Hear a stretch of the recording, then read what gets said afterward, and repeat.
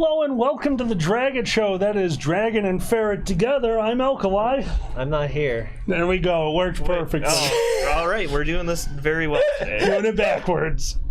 Today we are having a stream for our good friend Rob Hogan. Rob has been a part of Fur Squared since its inception and also been somebody I have known since I was a teenager. Rob was one of the first people I met at the LARP I used to play, Nero. He was a huge part of my life, and when I went to start the convention, he was one of the first people to offer his support and has been a backbone of the Dealer's Den ever since then.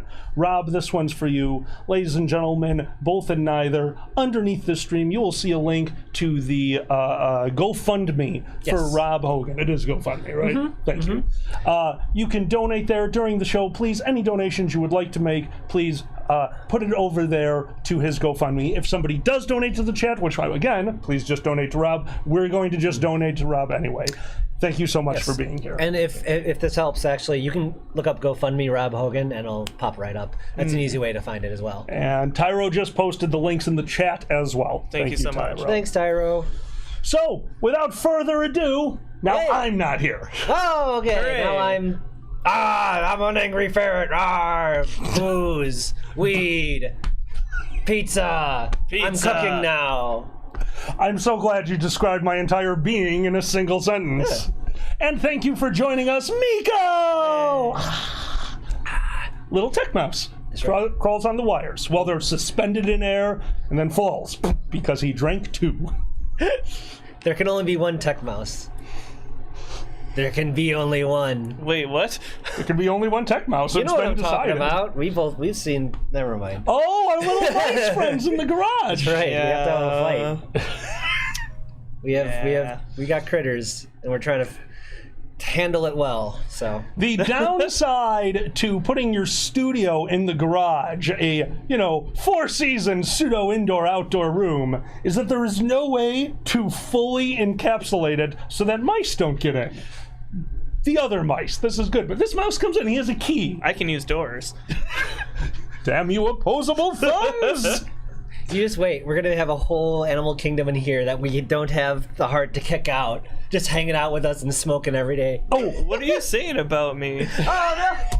There can be only one. What we're saying is we have changed your persona to Furry Kingdom. That's your new name. Oh, good. Congratulations, FK. Animals are going crazy. Carol Baskin's tiger apparently did a thing.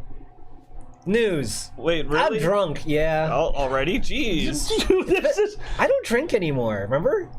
So this is fast acting, tough acting, Tinactin wine, apparently. Smile Dog, that might be the greatest question I've ever been asked. What's the limit for the GoFundMe? Smile Dog, my answer is, let's find out.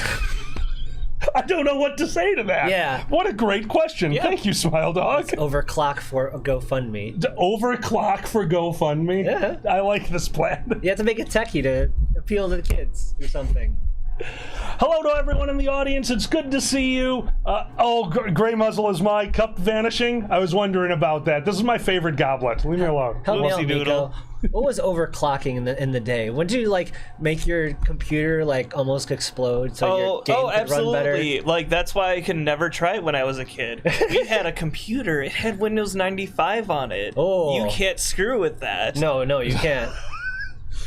The first time, I actually think you helped me build it in a way. The last computer I had on the motherboard was an overclocking button. And if I remember correctly, it was either you or Dragger who asked, what's that? And I hadn't even gotten the syllable on that out of my mouth when one of you, don't touch it. And that was it. That's all I knew about the overclocking button. That almost sounds more like Mackie.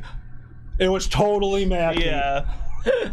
Don't touch that. Don't touch that. Mackie, what are all these things? This is a router. It routes things. That is all. Yeah. This is a modem. It modulates. That is all. Yeah. He is the best at explaining things. Oh, Maggie's great. Oh, Tyro, we all miss Maggie. Hello to the chat. We were gonna Oh, I love you guys. Invisiboos. I love it. Hey, Dragger, what's up? And as far as goals, I did see goals. We're going to do things as the number goes up. That is our goal tonight. It's furries. It's you guys. We want to hang out. We want to give you a show. I'm not worried. It's the greatest community in the world. Oh my God. Merp. Dink. Merp. Dink. Happy Friday, everyone. Happy Friday. Hope your December's going okay so far. It's supposed to be Christmas time. Jingle jangle and all that crap. Mariah Carey, Burn in Hell. I'm sorry. Wow. What? Come on. We all have a little anger for all you want for Christmas is my ass or whatever. Jingle bells, this is hell. Oh God, here comes a hearse. I cannot wait for the day December 31st. Yeah. Was it Ireland that gave Santa the okay for traveling during COVID? Oh, Somebody- Jesus. that- I think it was like awesome. Ireland Parliament or something. Oh my It God. was cute. That's wonderful. And Santa wears a mask.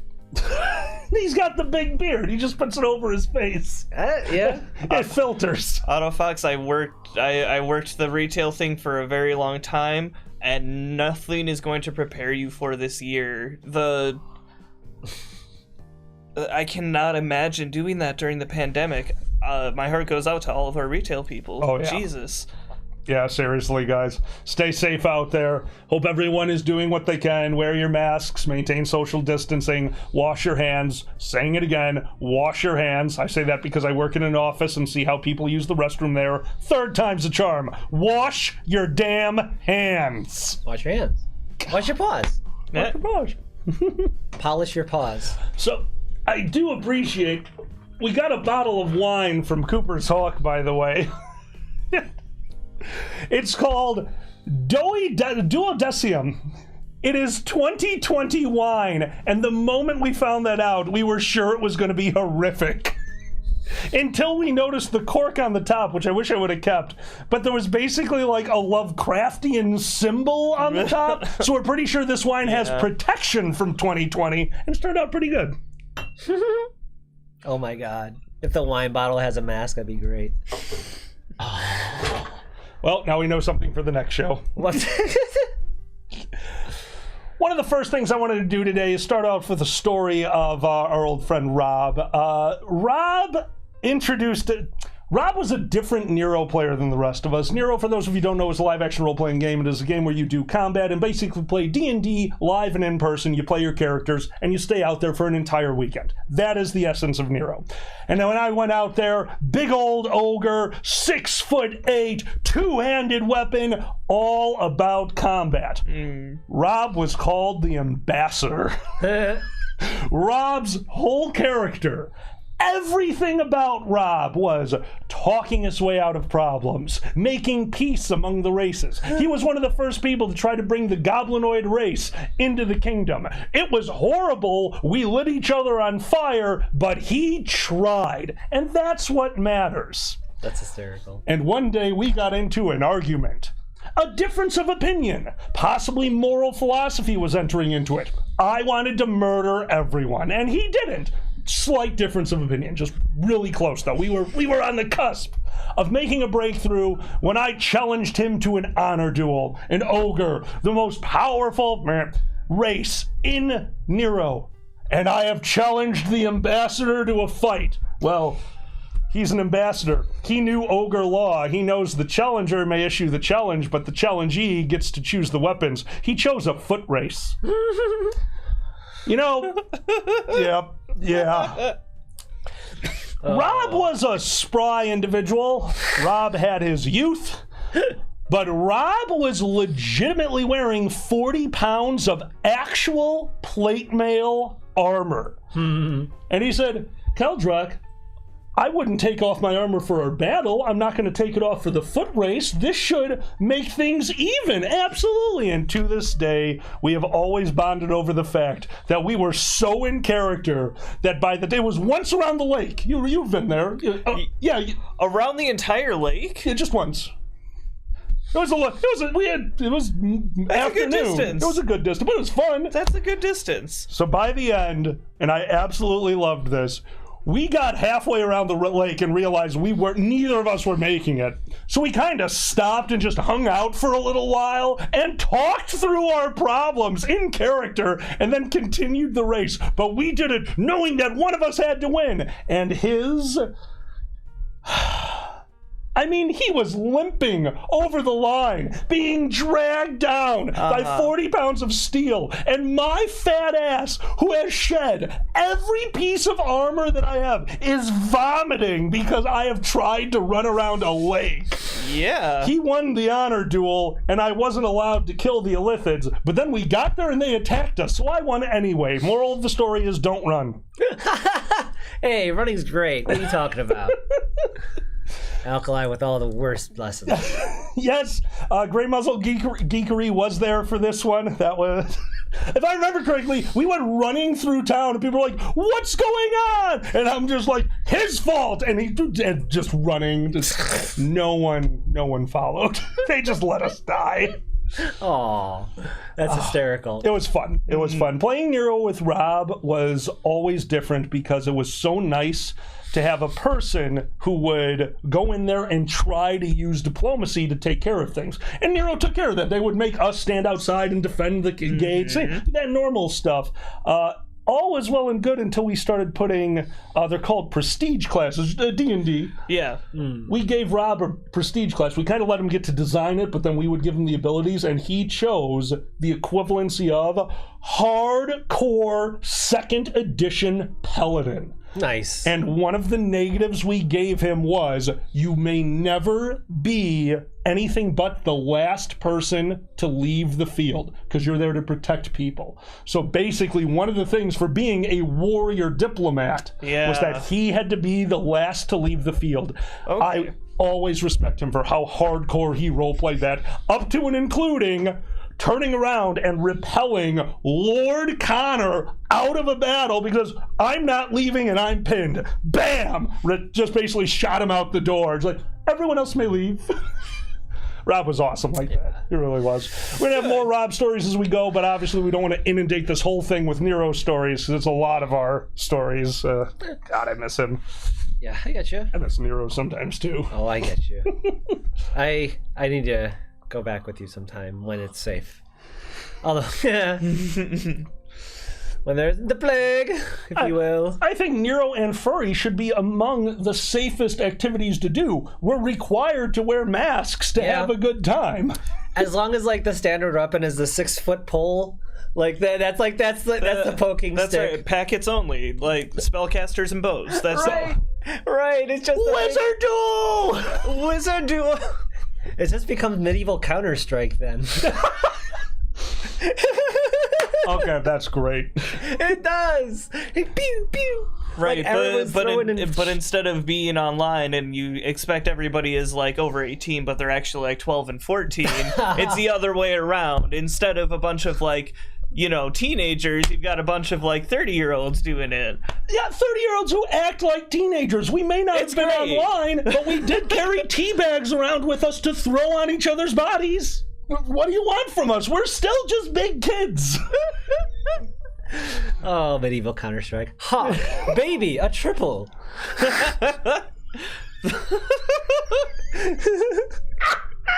God damn, Xander. Thou hast dipped into my Mountain Dew one too many times. Oh my God. Anyway, sorry. Back to the chat. Hello, everyone. Thank you for being here. It's always wonderful to see you support one of our own. Gray Foxen, I'm always lost. I am always right there with you. Yeah, you know. Hello, Gray. How you doing? I heard 30-year-old who acts like teens. Hello, Pandas. How are you? Jesus Christ. We had a wonderful evening recently that we tried to get online with a bunch of our friends and invited Pandas along. And totally understandably, the one thing he was concentrating on was getting his Discord to work. So for an hour and a half, it was Pandas on, Pandas off, Pandas on, Pandas off. Mm-hmm. Pandas, get a new computer. I am begging you. Hello, Layla. Good to see you. Oh, man. It's been a while. It's getting cold, and I hate it. And fuck you. But anyway, It's not that bad, and now the garage is insulated. The robe was too warm. I had to take it off. Yeah, but now we don't have rope casts. Rope casts are for the evening. That's right. This is afternoon. This is classy wine, and we don't need to put on our smoking jackets yet. Classy? I'm wearing a fucking Hawaiian shirt. Classy never in classy. certain meaning of the term. I think you were not classy if you were in 50 feet of me. That's how that works. You have a 50-foot radius of declassification. Yes. Excellent. It's like being on a list, except for class. God damn it. Don't let me near your schools or your fancy wine. No, that's terrible. What am I saying? Or a stage at this point. Or a stage! I do appreciate every once in a while we'll be laying in bed and he'll be like, I'm so cold, and he'll reach out and he'll touch me with his cold hands. They're very cold. So then I put my foot against him and he leaves. I win. You're so fucking cold at night. I don't know what it is. This motherfucker is like... Our relationship can be summed up in 3 nights ago. I came home from work at like 4 a.m. He's asleep. I crawl into bed. I'm facing away from him. He must have slightly woken up. He comes and curls around me and then slowly lets me go and whispers, "Fuck you," and then turns around and moves away. Like, yep, that is exactly right. Yeah. Man with kisses. All right. You're gay. Yeah. So are you. So what else is going on? Stuff. Things. I did see one and I lost it. We gotta do more Nero stories. Well, somebody asked for one. I saw it up here. Let me remember it. What's the most dangerous thing that ever happened to you in Nero? Well, we're going to do 2 stories, in-game and out-of-game. We're going to do the in-game one because you went to Nero once and you were standing next to a circle of power. Oh, yeah, that was an in-game thing. That was an in-game thing, yes. That was really stupid. Oh, my God. The worst part is, I knew it was about to happen. Well, not exactly what was about to happen, but I knew it was bad. And I was just like, oh, Miko doesn't know what's about to happen. No. Opera glasses. We were walking into a module. There's a big circle on the ground. They had a bunch of stuff in the circle. A person sitting in the middle of the circle doing something, and I'm describing it to you as he would have seen it. And then what happened, Miko? We're all walking down this long, narrow path of trees, which is very nice. I liked how that worked for a lot of encounters. Yeah. And yeah, there's just someone sitting in the center of a circle of rocks around him. And I can never remember his in-character name. Nick. Darius? Darius. Yeah, Darius. Darius basically goes, well, I've had enough of this. And he goes and knocks one of the rocks over. And it was some incant, whatever, ritual. That's ritual. the word. It was some ritual thing, and it backfired, and yup. Oh no. So what they had done, they told me this later, is they did roll on some chart that they use, that only they use, which makes me super happy because then I never know what's going to happen. So the magic leaked out. Okay, but IRL, Plot walks away. Plot walks away and goes, "Oh shit, we didn't expect that." Yeah. That's true. And they go and figure it out, and I'm standing here completely new to this. This is like, I have been at this camp for a total of like 12 hours at that point. And I'm just like, okay, we're all just standing around. Things exploded, and now we're all just standing around. Oh, we're all lizards. Okay. I'm sorry. They say, you're all lizards. I look over at him. Do you remember what you did the second we made eye contact? Probably something along the lines of... Close. Well, you're very close. We made eye contact, and he did this. He's like... That's all he did. Yeah. And I freaking lost it. Which, honestly, to me, that was one of the coolest ways to come into the game. Like, yeah, it was super complicated, and there's no way you could understand what's going on, but what a great background. Like, no one knew, what were you, an elf to start, or a human? Human. No, yeah. Plain Jane as they come, because I was just like, I'm going to figure this out before I dive into it. Oh, I was the same thing. The first time I played Nero, I played a human. Alkali was actually my first character, and he was human. But yeah, just turning around and him, like, realizing he's a lizard now, doing the lizard thing, and then we went and put makeup on. Yeah, that's right. Grey Muzzle Geekery chose because you can always say no to a backlash and just die. So we're standing there, and it's like, oh, no, my friend got turned into a lizard, and he turned into blood. Like, I was gonna say, like 3 or 4 people are just like, I take death. I was like, what? You're just gonna die? I didn't know how the whole death mechanic thing worked, right. and the revives and all that shit. Anyway. Also, if I remember correctly, you leaned over to me while we were walking back to the tavern and goes, "Why wouldn't everyone want to be a lizard?" It was hysterical. I was excited. It's picking your D&D character. You always want to be a furry, you just don't want to be that guy.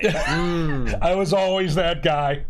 I even played a human with a tail in one game just to get back to my roots. I wish I had. I probably would have joined up on the Iron Claw people and all that stuff. Yeah. Nice. Now, Xander, you also did a game of Nero, and you did something that was quite dangerous. It wasn't that... Well, okay, fine. I know those tables. That was dangerous. Okay, fine. Go ahead and tell them. All right. So I was a dragon. I was a blue dragon. And I was there for... was it dinner time or lunchtime? Right before dinner. Like people were getting ready to eat. Yeah. I don't know if I was in line yet or if I was sitting at a table.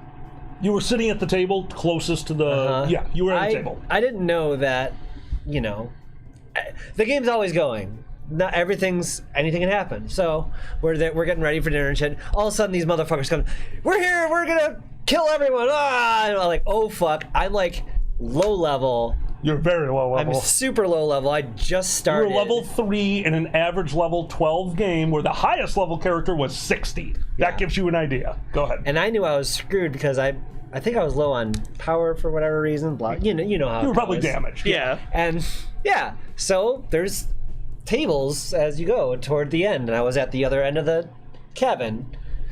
They're easily jumpable, so you get up on boop boop, bam bam bam, out the door. Go bam bam bam, jump off the table, door through, and I had to jump past one guy who hit me once, and I could get past him. So I jumped onto table through the door. It was actually kind of incredible. Everyone thought it was badass, except for me and one other person who run plot, who looked over and was like, people are going to start doing that now, and I hate this. No. You make a rule. There's always a reason the rule exists. That's right. That reason can be Xander. Yeah, that's it. You have caused so many rules. That's so funny. Gray Fox, and there are 2 separate chats as we read them to answer your question. It's not that hard to do. I was center of the tables. It's like they're 5 feet apart, maybe. No. That's not a hard jump. It's not that hard for you to do, but that was the problem. Right. You made it look easy. Okay, I understand. I'm 6'8". It's not that hard to do, says the guy who took taekwondo classes. I was a basketball player. Basketball player. Right. It was more of that. It was just jumpy. That's all it was. It was awesome. It was legitimately awesome. It was basically a triple jump. You're like, bam, bam. Yeah. Woohoo! Yeah, seriously. Kristen, I will have you know that I did the worst and the best pyrotechnic displays for our time at Nero. I don't know if anyone's beat me since then. So, yeah, Kristen nailed it. She knew which one I was going to tell. The most dangerous moment at Nero was at a season closer. We were facing the Lich twins, basically a Lich's phylactery. Grey Muzzle Geekery knows this better because I just came in for the end to help with the big fight. But basically what it was these 2 Liches were actually one. Their phylactery got all screwed up and he split into 2, but they were both as powerful. It was ridiculously hard. Very cool storyline, though. My character that I was playing was a formal magic insanity thing, so I really couldn't help in a fight, but I could help locate him. But to do formal magic, you need to put on a spectacle. You need to put on a show, and mine always involved sleight of hand magic, stories, and pyrotechnics to a very small degree. And in this time, because I knew that we were going to be doing this, I had loaded a charge. This charge was a small piece of flash cotton so that the smallest spark would ignite it, a piece of flash paper to wrap everything up in, but inside of it, green flash powder and red smoke powder. What I was going to do is palm it. I had a little sparker, ignite it, throw it into the air. It makes a big flash, and that's the end of the spell. What I didn't know about flash paper is one of the chemical agents in it, if you get it warm and wet, is almost like a paste. So I wouldn't put it in any warm water or, palm it in your hand for an hour. Mr. Sweaty Hands over here. Yep. Don't let him pass you the controller. No, yeah, not at all. I released, I sparked, and it stuck to my thumb. I will spare you the details of what happened. But I had to go to the hospital, and that was hands down the most dangerous moment at Nero. Oh my God. Jesus Christ.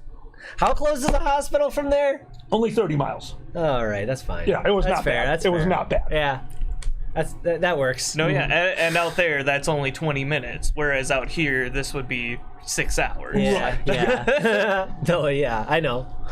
I definitely know that. Holy crap. Dustin, I've had about 4 concussions now. Yeah, that's fair. Jeez. Is this a Nero thing? Concussion? Yeah. Why? No, I'd say Nero is the least amount of concussions. Concussions usually come from like Dag Quest and How many concussions? Belgraph, big time Belgraph. 2. Yeah? Yeah. From what? Or do you We're not going to say? talk about All that. right. I think the worst one I ever saw was Casey getting clotheslined real.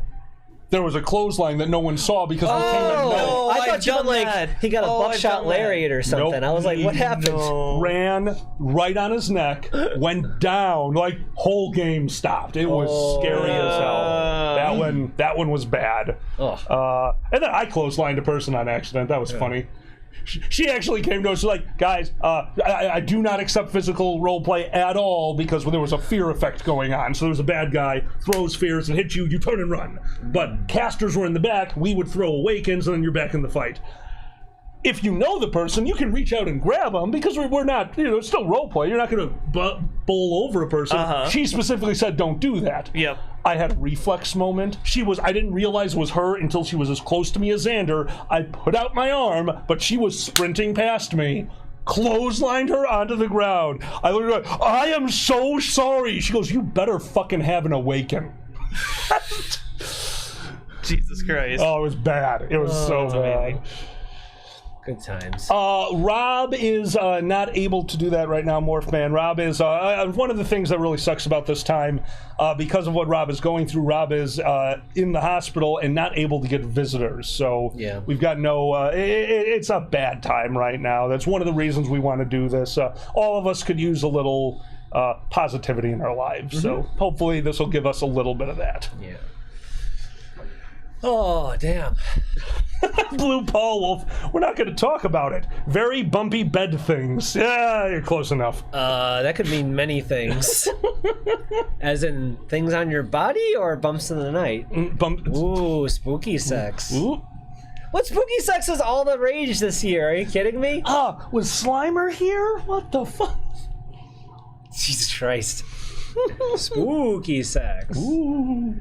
Well, it's not October. It's December. It's Christmas time. It's Christmas. And Kimmeth. Oh my God. Merry Kimmeth. Merry Kimmeth. We got something in the mail recently. We did. We got a baby dragon for Christmas. Kermit dragon. So much QQH and silence. That's so nice of you, guys. Thank you. Sweet. Yeah, we got a little Christmas dragon. We're gonna have a one for every holiday now. We're working towards it, right? We've got a dragon on a pumpkin for Halloween. We've got a Christmas dragon for Christmas.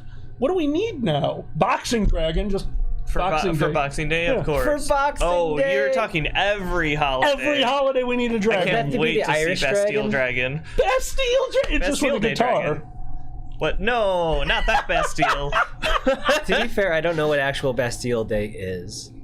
What's it celebrating? I don't know. Something in France and I can't remember. It's what do you know? Something about them flipping tables and shit? Is it one of those things? Or no? I looked it up when I was way younger because it's actually on my birthday. Oh, wow. Help us out. Yeah. It was a French Revolution. Yeah. Bastille Day. Okay, so we can get a Rambo dragon. There we go, Bastille dragon. They also had like the tennis court revolution or some shit. Wait, is this the guillotine one? Yeah. Because we could do that too. I hope okay, so. a big old guillotine. Guillotine dragon? Are we putting a guillotine in my front yard? 'Cause I am yes. so okay with this. Can we put a dragon with a guillotine in your front I yard, mean, please? Yes. did you ever go down Pulaski and see the one down there? I hope you're talking about for Halloween.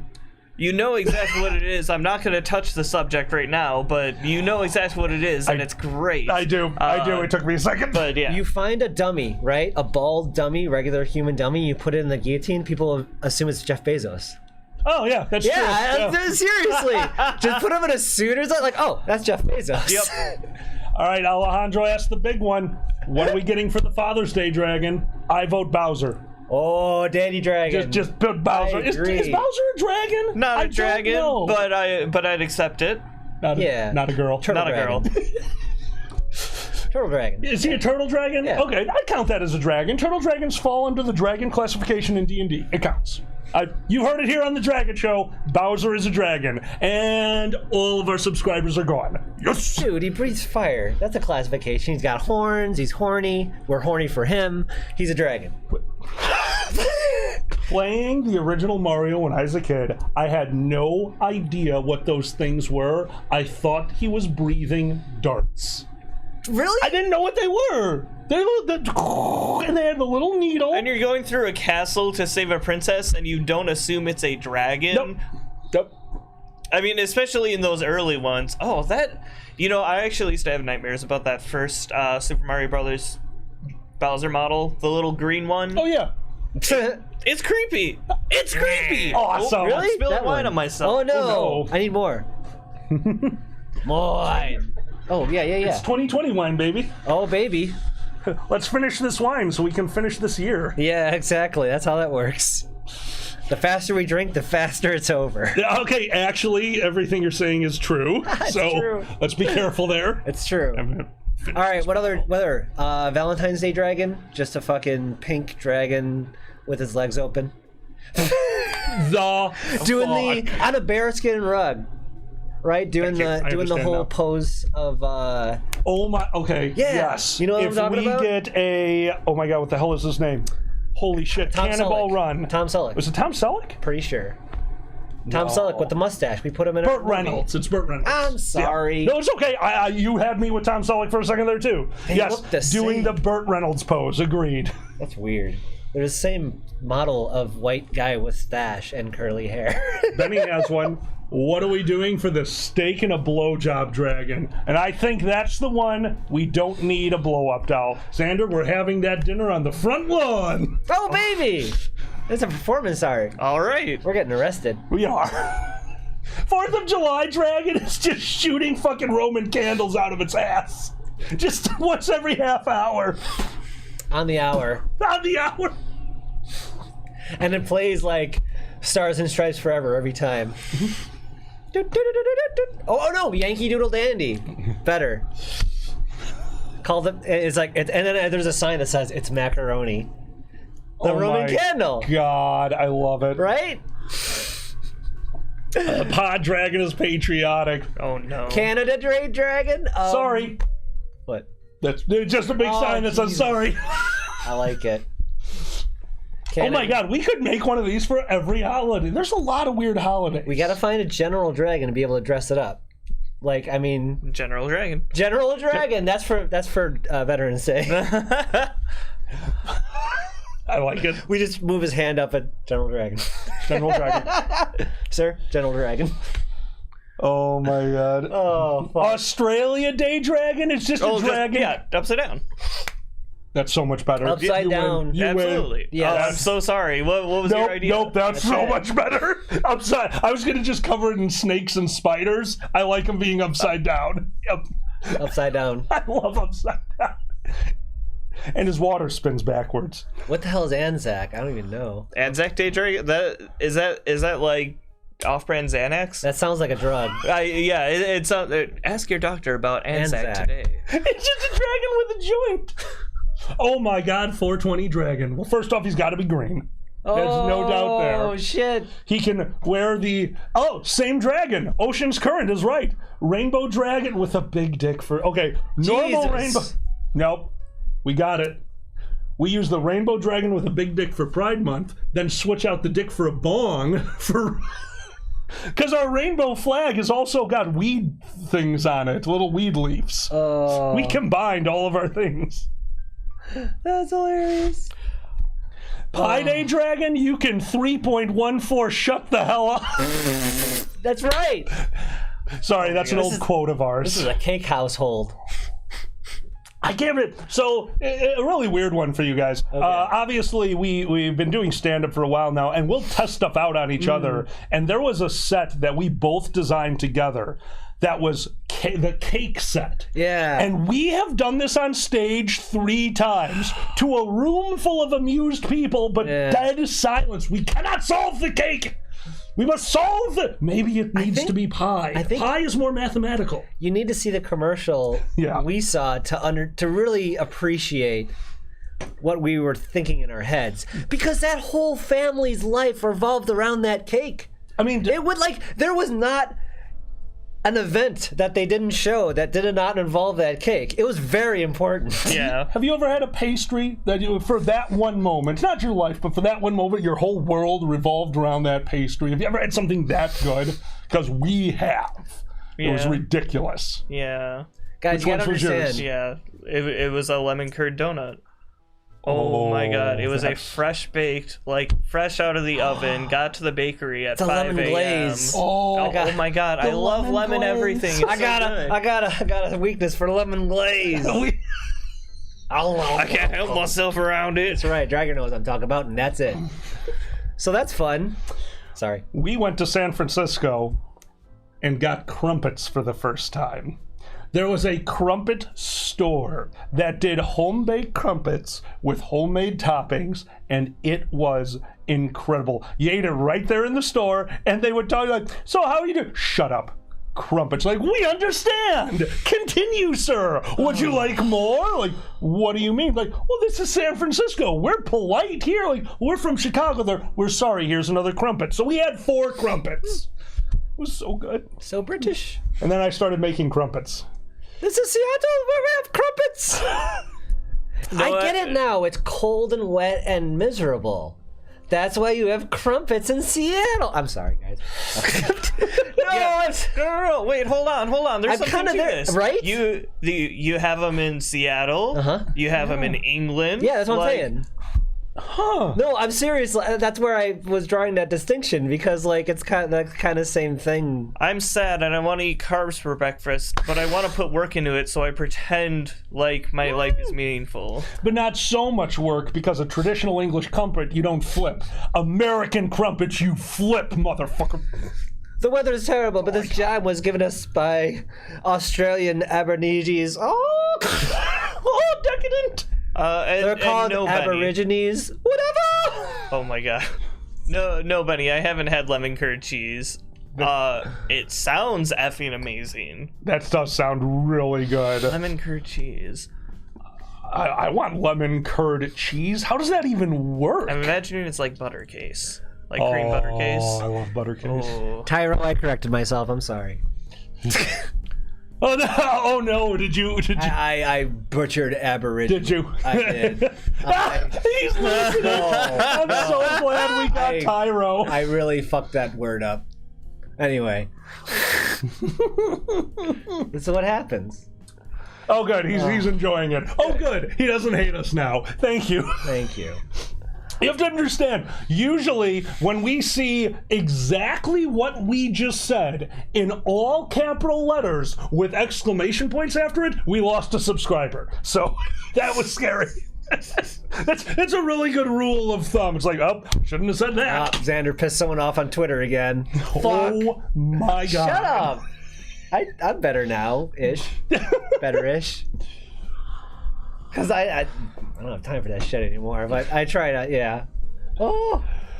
All right. Well, Before we move on, we're probably going to show this again later in the show, but we are about 40 minutes in, and I want to do this. Xander, would you switch over? We have a little video showing you guys. If you've never been to First Squared, this is a bunch of moments from that convention that showcase our good friend Rob. If you don't know who he is, but you've been to First Squared, you're probably about to recognize him. You're going to recognize his face immediately because they mentioned Rob, and I was like, I feel like I should know. And I was like, oh, Rob! Yep. No, I get you, dude.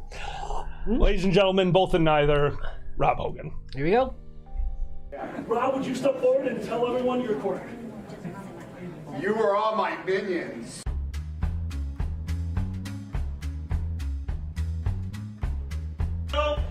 And he thought I didn't see him in that cardboard box.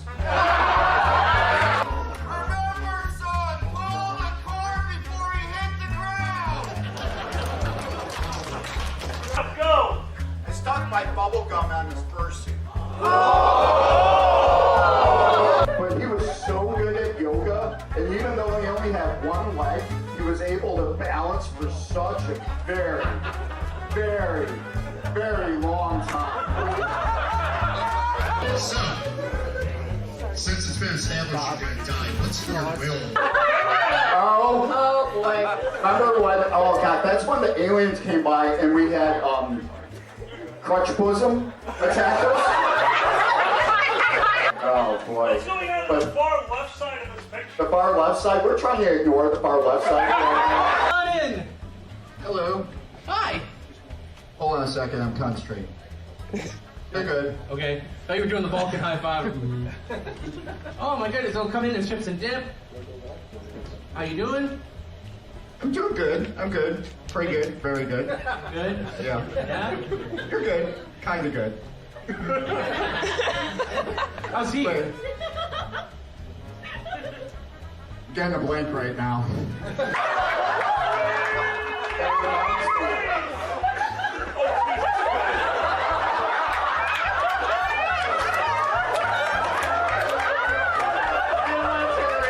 I don't want to turn the page. So we trained the staff, we bought the supplies, we got awesome costumes. All we need for this house is a name. How about KK Bang Bang? New line! How about Squirrely Furry? New line! How about let's just all fuck?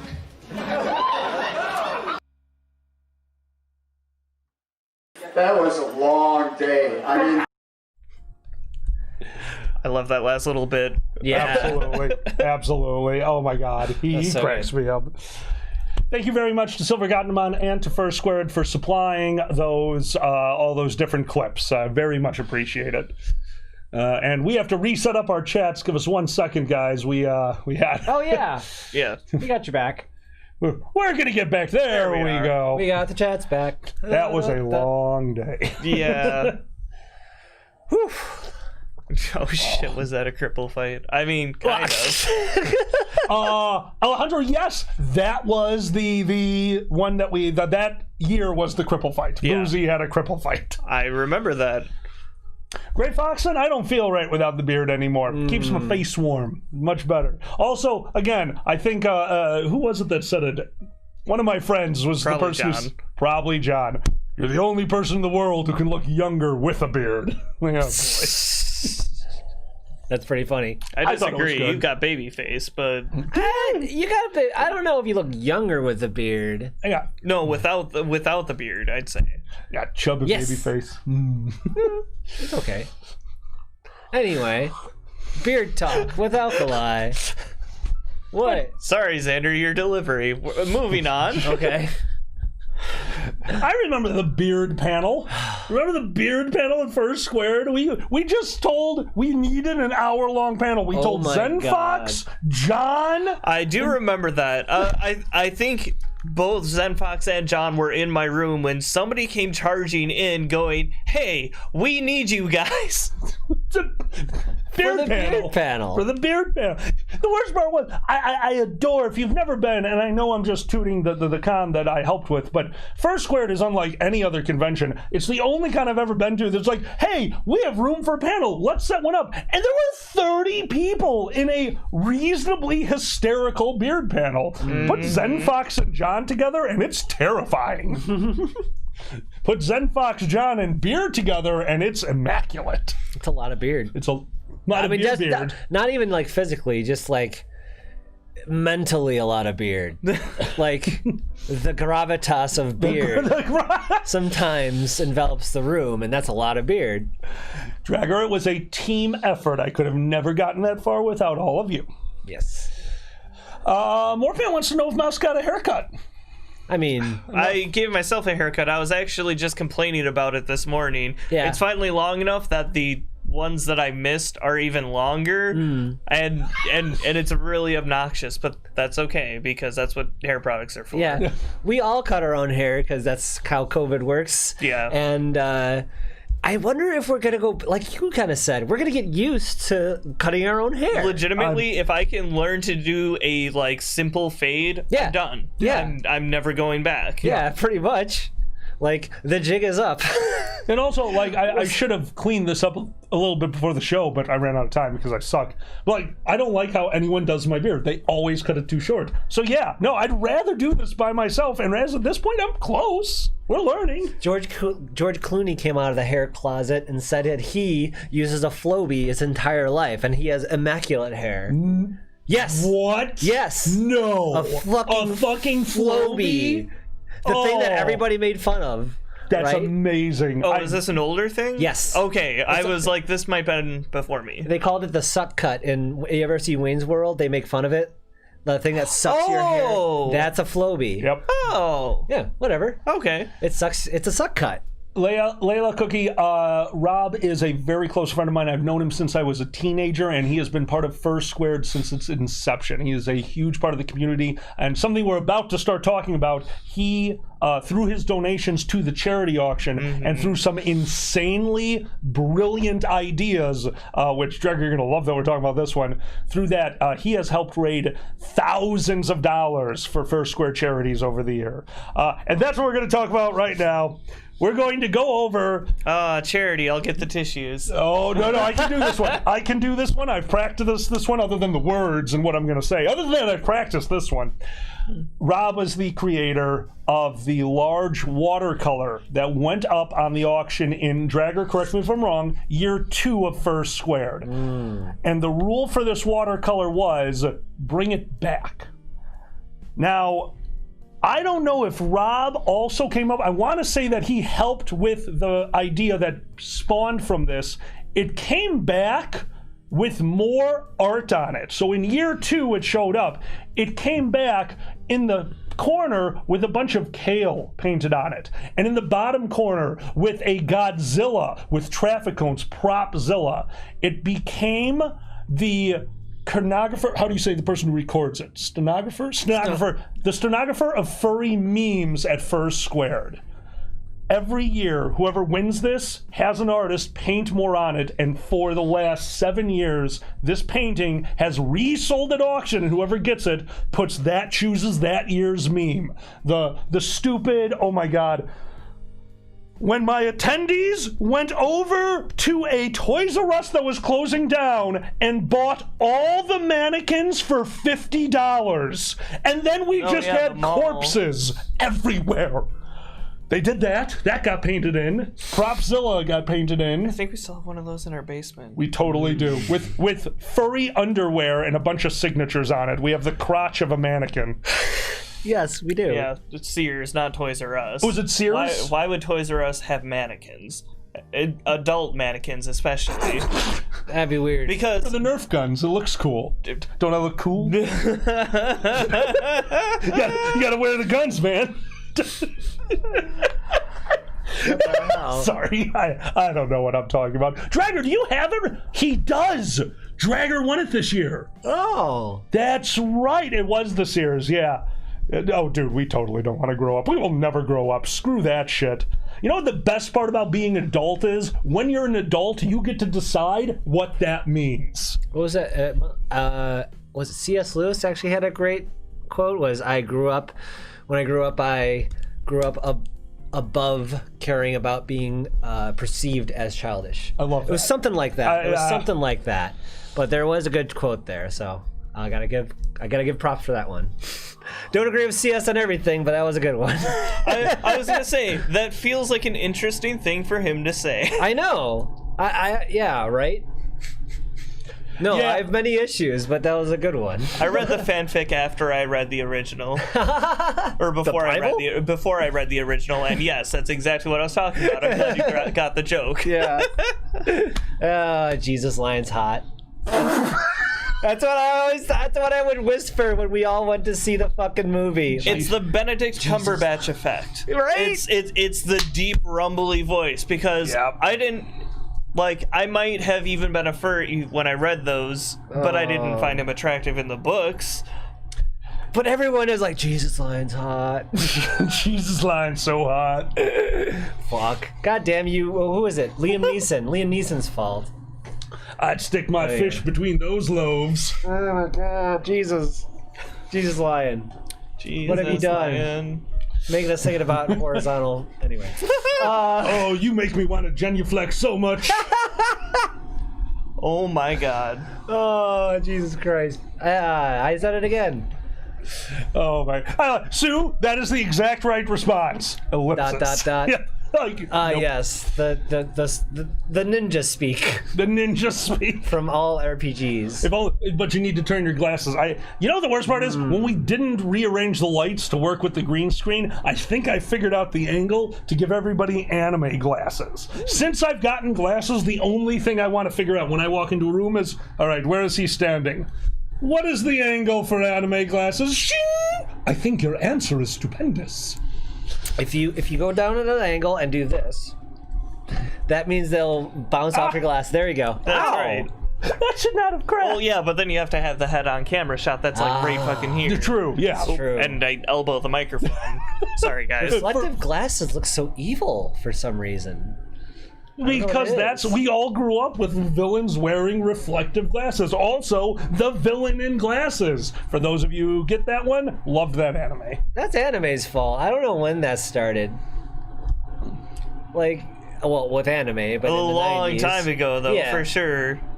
Don't trust people with fucking glasses.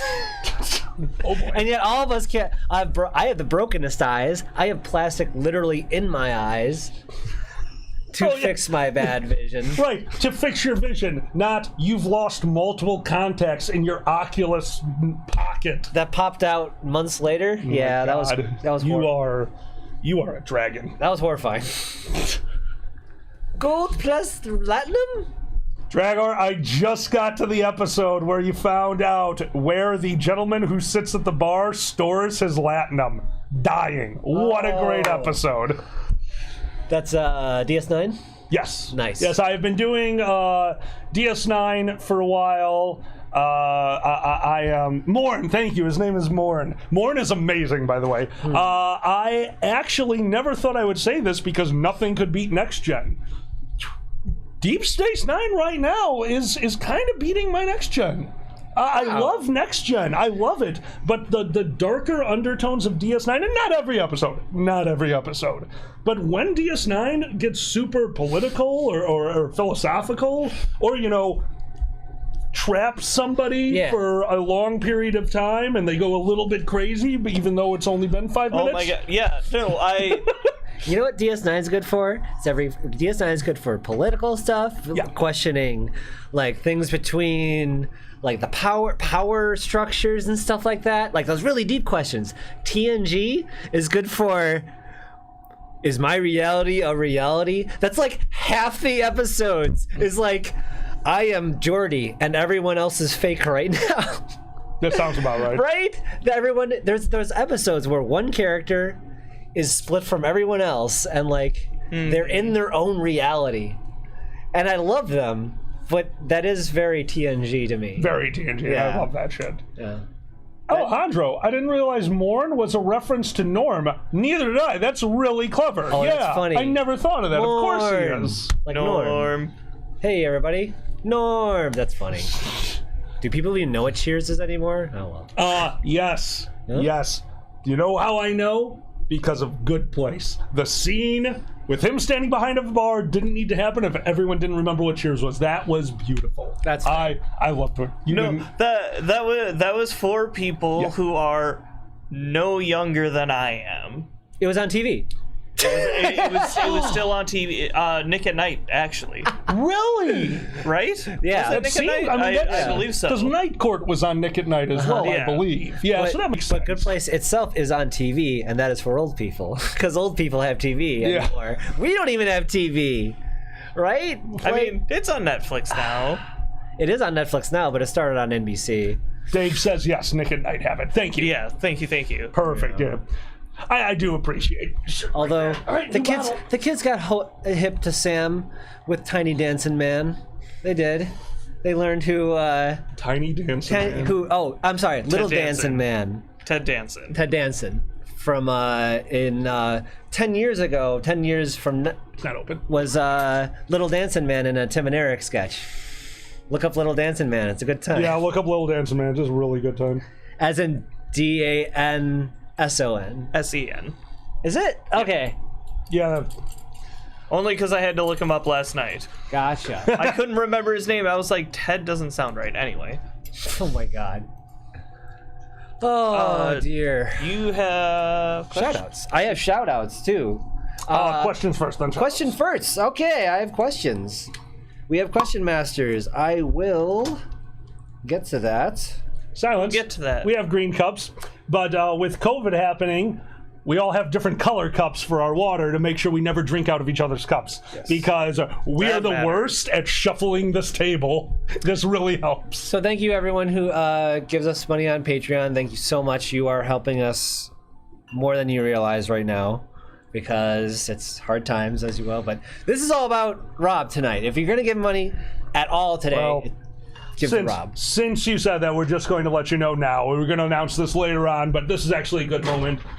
Thank you all to our Patreons. This month's Patreon is going to be given over to Rob at the end of this cast. So thank you very much for all you guys do. We want you to know that we are also trying to not only make the show better with your money, but also make the community a little bit of a happier place. Yes, thank you so much. Just letting everyone know, thank you for all that you do. Thank you. First question from Nikolai. These are Hello, people who Nikolai. give us $10 a month on Patreon. Thank you so much. Nikolai, question. What would you do for a big bag of chocolate? What would you do for a big bag of chocolate? Run a convention. Dragger knows exactly what this is. Is this the coins? Nick, you knew it too. You hated it so much, but you No, loved it. I loved it. I loved it so much. That was year 2? Year 2. That was year 2 because it was Lizards and Labyrinths. Yep. And everybody got 3 foil wrapped chocolate coins. Yep. One was a copper one that was a dark chocolate. There was a silver one that was a mint chocolate, Yep. and there was a gold one that was a milk chocolate. Dark milk mint, and mint. yes. Yep. Mm-hmm. And yeah, our turnout was pretty big, and we expected it to be big. But one of the boxes apparently was hiding. We found it in the back of Dealer's Den when we were finished with cleanup, and we had an entire box of chocolate. And we tried to pass it out to the handful of staffers that we saw as we were on our way out the door, but we were already leaving. Like we were leaving. Yep. And so for the next year or so, in our freezer was just It took us frozen chocolate. easily a year to make all of to eat all of those. And by the way, when he says bag, we're not talking about like a Ziploc gallon bag. We're talking about one of the 13-gallon garbage bags that you put in your small kitchen garbage. Like, Yeah, that was the amount. like one of those 15-pound onion bags. There you go.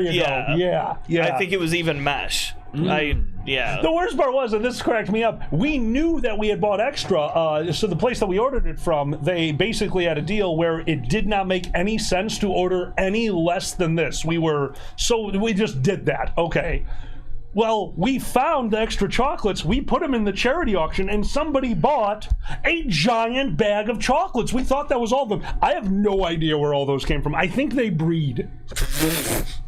So what will I do for chocolate? Run a convention.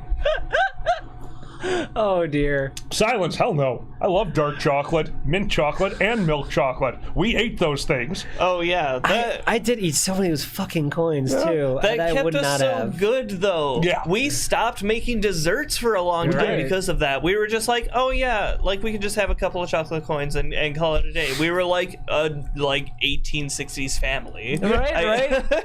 That was the year that I did not make any brownies in a mug. Brownies in a mug. I love brownies in a mug. I almost want to I keep hate the. brownies in a mug. You love Really? brownies in a mug love so brownies much. in a mug. There you go. You always, it's his first bite. I need to stop eating this. Ah! I have no self-control. Not with brownies in a mug. In a mug. Not with But if you have sweets. 5 coins, you're like 5 coins. Ah. Yeah. Yes, So that's right. 5 coins, yes. 3 gold pieces, 1 silver, and 1 copper. I almost- could buy a long sword with this, a short sword with this, dagger with this, 10-foot pole, sewing pretty needle. soon we're gonna have the chocolate coins just to know what it's like to feel like to pay people with physical money, like just to have that feeling again. Oh yes, here you go, 3 chocolates. Oh, I'm so sorry. It happens. It happens. We'll be playing Monopoly for funsies. Yes, sorry. Dude, I've been wearing these pants for 3 days. I can get a little wine on them. We're fine. Okay. What would I do for a bag of chocolate? Pretty much trick or treat. So You during COVID? Holy shit! You'd risk your life. no, You'd that's risk your terrible. life for chocolate. I don't want to risk other people's lives, but yeah. I really hope COVID trick or treating was just going to people's like just up the front and people left them out, or maybe Yeah, we only got one person to knock on our door. that very forcefully, Yeah, twice, Very right? forcefully, and like I was right. Oh my god, I We had was a so ready to be sign. mad. We did. No, the village gave us like a PDF of a sign to tape on your door saying you are not participating. Yeah. It was right in front of the storm door. You cannot miss it. Yeah. No, They were that was- just being jerks. Yeah. Yeah, no, they were. That doesn't matter. Give us our candy. Like no, trick we're or eating our treating, this is candy. America. I was like, oh Jesus Christ. Give us the candy we deserve. Okay. And you open the door, it's death. You just have, that would be great if you were wearing a death robe. Oh my god! But with a mask. You have the whole. You have a robe. You have a skeleton mask, and you have a COVID mask over it. I'm your future. Do you have candy? I ate it. I have rat poison. This just does it quicker. Oh Jesus Christ! Tyro, we try not to think like that in the States. What's that? Or anywhere. No, Yeah. unfortunately. No. Yeah.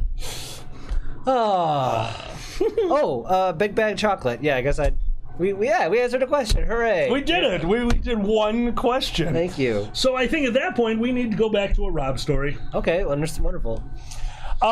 This one, Dustin, I honestly can't remember if you were there for this one, but it was a very large mod. Mod is what we call an adventure, leaving the town to go do something. We walk out and encounter, remember I told you that he was bringing the goblinoids into our society? Well, that's what this was. There was a overarching villain that was basically, if you've ever played like D&D, sometimes villains are just unkillable. You're not going to be able to kill them because you're not going to encounter them. They're behind the scenes, but they're a reason for things to happen. Well, we met the ambassador of Saga. Saga was the overarching ruler of the goblinoids at that time. Well, basically this ambassador, being an ogre, does not understand the concept of like, oh yes, we'll just go here and talk. He's like, yeah, I'll meet you in the field. My army will be standing right behind me in case you try anything. He's like, oh, okay. Yeah. So, well, Rob couldn't show up alone. He needed to bring an army. This is not my fault. I claim that this is not my fault. This is my fault. Yeah. What had happened was, we that morning had tried to go on a module to do something. Well, some stuff went down and we weren't able to do it. So we had used none of our skills. We had gotten into 0 fights. We had spent the whole day gearing up for a political talkie. And then he brought 20 people with him for a diplomatic meeting. And we realized we could just sneak around them. So as he's standing there discussing terms to not only exchange prisoners, one of which was a player's character that he was desperately trying to get back. He couldn't play him. He was their prisoner. He had to play a different character. Oh boy. So now me and all the other high-level fighters, like, here's the group, here's a... And we're just slowly trying to circle around. And about 30 degrees off, their master's like, what are your guys over there doing? And he's like, oh, don't worry about him. He's an idiot. Koldrak, get your ass back. So now I'm going, all we did for 10 minutes was play the literal game. When he said, Keldrak, get your ass back, I bent over and stuck my ass out, and we kept sneaking. Said, all of you get back. We all touched each other's backs. All of you go over there. We all grabbed our hair. What about hair? And this was the module. We played comedians. Well, so the problem with the plan was, it was funny enough that we got to a 45, 50-degree angle, and we realized, oh, we can go, and we fucking charged. Oh, man. To Rob, the legitimately brilliant. Like, I'm not making fun of what Rob did here. This is brilliant. He looked over and was like, I no longer consider them part of my kingdom. And he helped them fight us. But instead of using any skills that would do damage, he did all takedowns so that the rest of them could come and get us. Oh, wow. So, quick battle ensues. And all of a sudden, we're pinned, we're bound, we're imprisoned. Oh boy, we're screwed. We have to stop. And Rob, to stop? We are discussing terms here? Like, but I'm really bored. And the son of a bitch, I love him to death for this. She's like, don't worry, I got that covered. And in his back damn pocket, a piece of, I recognize it too, Amy was using it to knit. The knitting thread, you know, that thicker thread. Oh, sure. And all it said was yarn. Thank you. I could not think of the word yarn. I couldn't think of the word yarn. And the post-it note that said, to distract Keldrak. If you want to play a game right and you know you've got a clown like me, you have a backup plan, because I will roleplay. I went back to that group and I played with string for 20 minutes. Oh my god. Yeah, Rob was a brilliant Nero player. I've always enjoyed playing with him. So I wanted to get another one of those in. There's a few more coming as we go. I don't tell a lot of Nero stories on here. I do apologize. I can't include everyone in the circle in those stories, so I usually don't go to them. So that's usually why we don't do these very often. Yeah. Questions? Oh, questions, yes. That was number... No, we did the chocolate one. Maybe it was twine, quack, quack. It was something, but it worked. That's the main... The moral of the story is it worked. We could go into the differences between yarn and twine. I'm sure people would be super interested. Oh my god. We would get a very different audience then, I think. Question 2 is from Tyro. Hi, Tyro. What question would you want answered by your question masters? We ask you all the time. The tables haven't turned now, bitch. God damn you, Tyro. Wait, nice. So what questions do we want to ask them? Yes. Oh, what questions we want to ask the people in the chat? What do we want to ask our question masters? Oh, okay. What do we want to ask our question masters? I like that. Basically, I know the first one. What do you got? I'm sorry. Well, that's, yeah. I mean, I'm sorry. That's a good one. That's the question. Yeah. That's the question. No, but also why? No. But go ahead, Xander. I'm sorry. Every artist. No, that's good. A good one for every artist is, what do you want? There you go. Every artist wants to know, what do you want? So, I know. The weird one I would actually like to ask them is kind of where you're going. Why furry? There you go. Like, I have why furry. I truly believe that this community is something super unique and special, and I want it to be a part of my life for as long as I can. So, to you guys, why furry? That's my question. I don't ask that one too often, because usually it comes down to something that is kind of sad when you think about it. Not in a bad way, but in a like, oh. There can be. I have a bad feeling about what's about to happen here. Oh no. Hello? Hello? Oh, hello. I need chat to warn me if the sound is funky. Somebody is coming through my phone, so I'm going to hold it by a microphone. Hello, Boozy. How are you? Fred and Honer. You can't say that. I'm the only one who gets that. I have now had a client who had a very wonderful set of tattoos on his knuckles, and they were 5-letter words. They should have fit perfectly, but apparently they had something against tattooing their thumbs. So instead of pride and honor, their knuckles read Prid and Honer. PRIDHONR.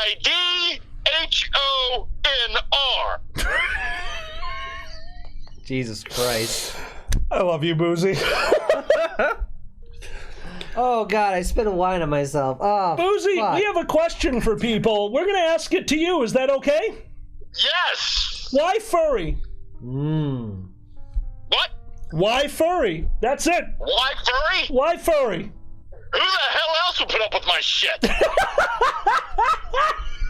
Fair enough. My specific brand of caustic bullshit goes down better coming from a cuddly badger. So people either believe you are a cuddly badger or a drunken lawyer or some combination of both, and that makes it okay. Is there really a difference between the two? Oh, I've watched enough media now to know that every badger in every film is a lawyer. Jesus. Name a badger that's not a lawyer. Oh, the one from Redwall. They don't have lawyers back then. They had lawyers in the medieval ages. You just didn't see the badger lawyer. He was working for the church. Oh, right. They were lawyers and executioners back then. You just saw more so the second one. Was Bill Murray? I don't know. Are you familiar with the United States Attorney's Office? They're kind of lawyers and executioners now. Holy shit. Jesus. Was Bill Murray a lawyer? Even a lawyer in Fantastic Mr. Fox? Was he one? Yeah, he was a lawyer. God. There's a whole scene talking about his legal options. Yeah. Oh my God. All right. And Dustin is right. The badger working for the church in Robin Hood. He must have been a lawyer. He was working for the church. There you go. There was such a thing as clerical attorneys then. Oh man, that's sad. You're gonna always need lawyers. Wouldn't that be like the best job ever? What are you? I'm the prosecutor for God. Is he guilty or innocent? God says he's guilty. All right. I want to see one of your kind go into court and try to use the Bible as evidence. Go for it. Oh, it's happened. Oh, come on. Oh dear.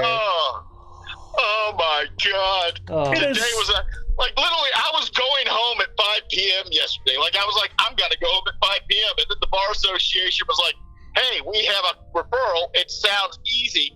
The person walks in. It is Prid and Honer. And I say, when is your hearing? And they go, tomorrow, 9 a.m. Jesus. Oh my God. I'm like, okay. And they're like, but I got a problem. What is it? I have my criminal hearing at the same time. I'm like, what the fuck, man? You have the most interesting job. Like, how am I opening my argument? Your Honor, I'd really love to argue this case today about how my client is upright and is just being harassed by these people. However, my client's downstairs pleading not guilty to something unrelated at the moment, so can I get a continuance? Could be worse. They could start giving you dates like, nope, that doesn't work. He has a trial. Nope, that doesn't work. He has a trial. Oh, Oh, I'm sorry. Are you under the fucking impression that's not how my hearing ended? Oh boy. I love it when you call me. On my birthday for this. Oh my god. Oh, Boozy. So, Boozy, really quick, we are sitting here reminiscing about one of Rob's favorite activities, Nero. I know you played. Do you have a Nero story for us? Oh, which one? Which one? Should it be the time that I said I'm a coward, so I'll just stay at the tavern, and then they slaughtered the tavern? That would be perfect. In case nobody's my standard gaming character is Dart the Bard. Dart is a coward. Dart is annoyed, and Dart is a coward. Dart says when he's invited on modules, I don't go places. People who go places die.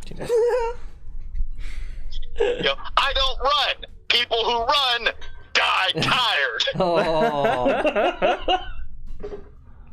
So there I am saying, I'll just stay here in the tavern while you go to the mystical fucking cavern or whatever it is they've set up in the shack over there. And as I'm sitting there, me and two other players, two of the higher level players come in and go, they're coming this way. Who's coming this way? The wizard and his the necromancer and his minions.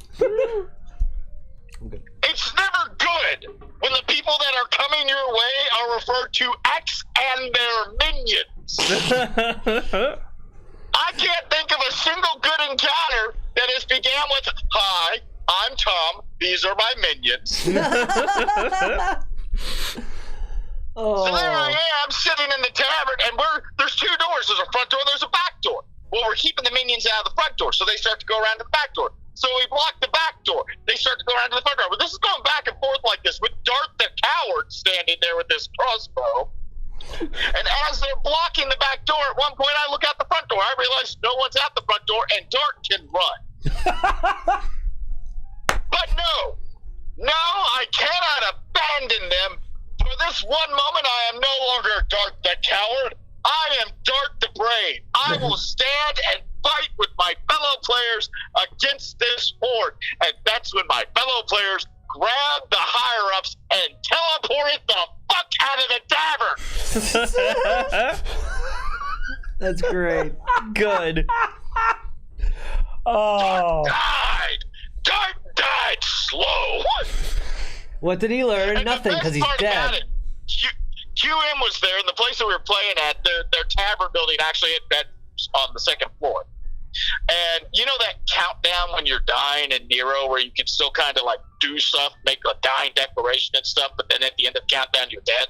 Mm-hmm. So that's not a thing, but continue. It was for this game. Like you could make a statement or something, but you were dead at the end of like 10 seconds, so it better be a good statement. Yeah. QM was upstairs dressed in her merfolk costume with the toddler who had come with us that weekend, and heard the commotion going on downstairs, opened the door to our room, and looked out over the railing. And from that door, it was a direct sight line to me sitting in the chair, head low back in my death cap. And she looked at me, and I looked at her, and I shook my head no silently, and she just closed the fucking door.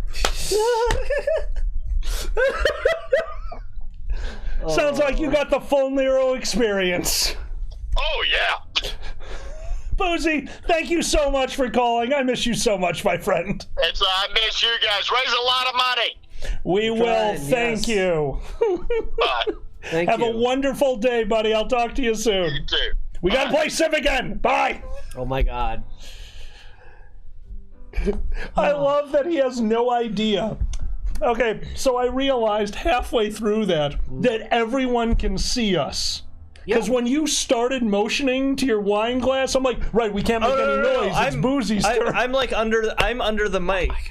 Oh no, never mind. I'm not. Xander moved the camera. I thought the mic was under the camera. Oh, that's funny. Tyro, would you do me a favor and post the donation link in both chats again? However, underneath the video is another donation link. That you can use any of those. Tyro, thank you so much. You are a I thought we sweetheart. had on top there anymore. It's not there? I thought They would have to type it in. At least this way they can click it. Oh, I got what you're saying. Yeah. I'd rather have them be able to Understood. click it. Can you refresh Understood. that page, by the way? Xander, Sure, on the sure, right? I can do that. Yeah, we're just going to do some quick bookkeeping here, everyone. Let's see if that. It doesn't. We have to do it here, too. Yeah, you gotta do it like manually. That's weird. All right, at this point, we have raised $270 for Rob. Thank you guys so much for all of your support. Legitimately. Unless one of his friends came in. Unless one of his friends came, that's true. I take credit for that. It means the world to me, guys. Thank you so much There it for all of goes. your help. Thank you. You have to do it manually. It That's updated, weird. though. Yeah. Hey, Okay. at least we know we can do it. That's Yeah. Apparently, GoFundMe doesn't have their shit together. I thought they would be like live and stuff, but I'm sure there's a way to script it. We'll find it later. Yeah. cool. Thank you. All right, let's bring the chats back so we can see everyone. Thank you. Yeah. Oh, what was the other question? Oh, where's my phone? It's gone forever. Oh, it's in my legs. Question 3. Family dental care. No, that's my email. Question 3. Oh dear. Yeah, I know, right? Question 3. It just went away. You know how it goes. Oh, I understand. yeah. Regda. Ragnar, how you doing? Am I Reggie? What? I like Regda. Regda. I just think it's a cool name. I know he's used to his name being butchered as well. So That's okay. I'm Alkali or something like that Alkali. half the time. all kale. I hate you. All that was kale good. diet. That was good. That's how you pronounce that. All kale diet. Verb. Regda. Hello, Regda. How many kings? Oh Jesus. Okay. How many kings did you spot that might have triggered some furs watching the new Animaniacs series? Oh dear. Oh, kinks. Kinks. I heard kings. How many kings did you see in Animaniacs? Seriously though, absolutely loving the series so far. We totally needed it this year. Agreed. Animaniacs has been wonderful. Animaniacs coming back has been fantastic. I've only watched a handful of episodes. Yeah. Pulling the t-shirt up over the computer nerd's head and stating we were meta first sets the stage for everything that they are doing. Animaniacs did not lose a single step. I'm super happy with what they're doing. It's so fun. It is so fun. Fingerprints, yes. Oh geez. Oh my god, head foxing. So I have a coworker at work, Tom. I think some of you know who he is. He is one of the sweetest people ever. Me and him one day threw on the video stuff from childhood cartoons that you didn't realize was dirty when you saw it, and half of them were Animaniacs. And when fingerprints came up, he very slowly, without looking by the way, reached over, grabbed the remote, paused it, put the remote down, reached over, grabbed his phone. Boop. Yeah, hey honey, don't let our son watch Animaniacs anymore. I'll explain when I get home. Love you. And that was the entire exchange. But he didn't end the phone call with, "Good night, everybody." And that, oh, he should have. Oh, I'm going to yell at him tomorrow. Oh. Dustin, yes. F your fourth wall. Indeed. In fact, I believe Animaniacs has the distinct honor of being featured in Saturday morning cartoons like twice. Oh, Because you sure. did the movies one. And then what was the other one you did? It wasn't The Nations of classic. the... Was it Nations of the don't World? think it was or was Nations. it? I did the Presidents. Presidents. ones. It was the Presidents, yeah. Ironically, it was the last one we did, I think. I had the history of the presidents throughout. Yeah. Yeah, that's first That would make squared. sense. I don't think I saw the most recent one. Yeah. Yeah. It's actually a little disappointing. We have a tradition in this house. He makes the Saturday morning cartoons. Thank you. Saturday morning cartoons. A few suggestions come from here or there, but all the editing, all the finding the cartoons, basically the paperwork goes to him. But that also means that he wants an opinion. So it used to be a tradition in this house, like a few weeks before First Squared, we would all sit down at this table and watch the entirety of Saturday morning cartoons was just getting wrecked. And there is no better way to prep for a convention than to watch his nonsense, because your sense of humor and mine are way too close. If you go to dragonshow.com and go to videos we can't put on YouTube, there's a little link there. We put stuff on Vimeo.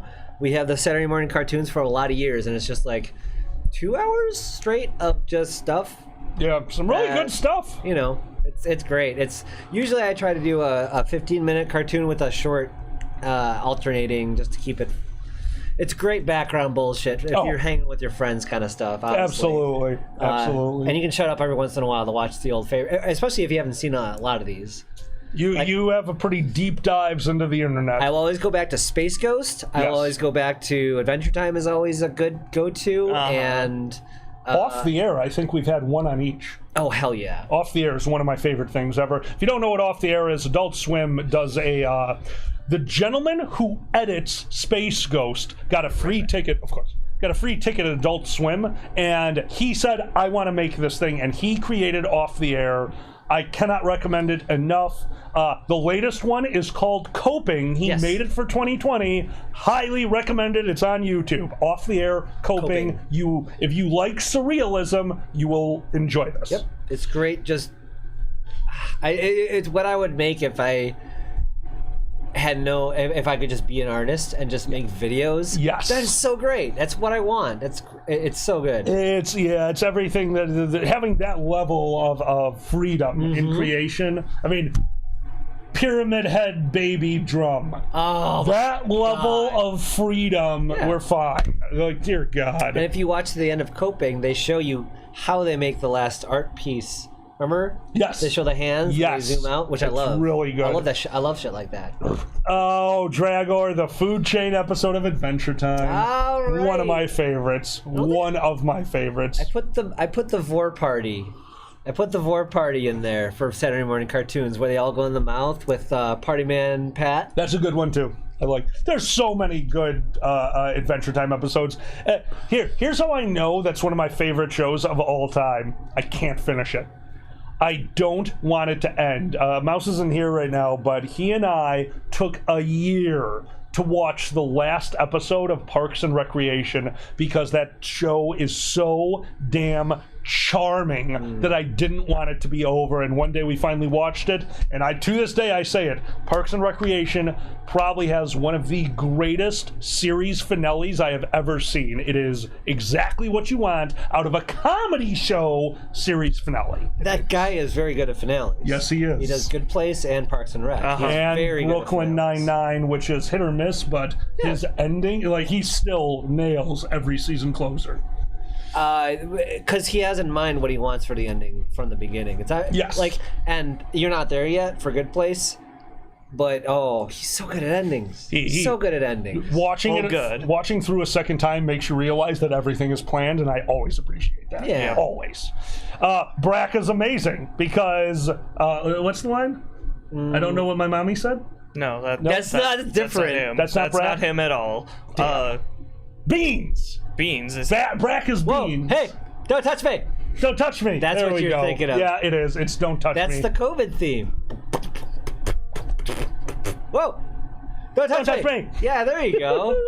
If you look up Brack, don't touch me, you know what I'm talking about. Anyway, I need to go. Oh my god, I keep losing my phone. Alejandro Ice King is one of the most brilliantly deep comedic characters I've ever seen.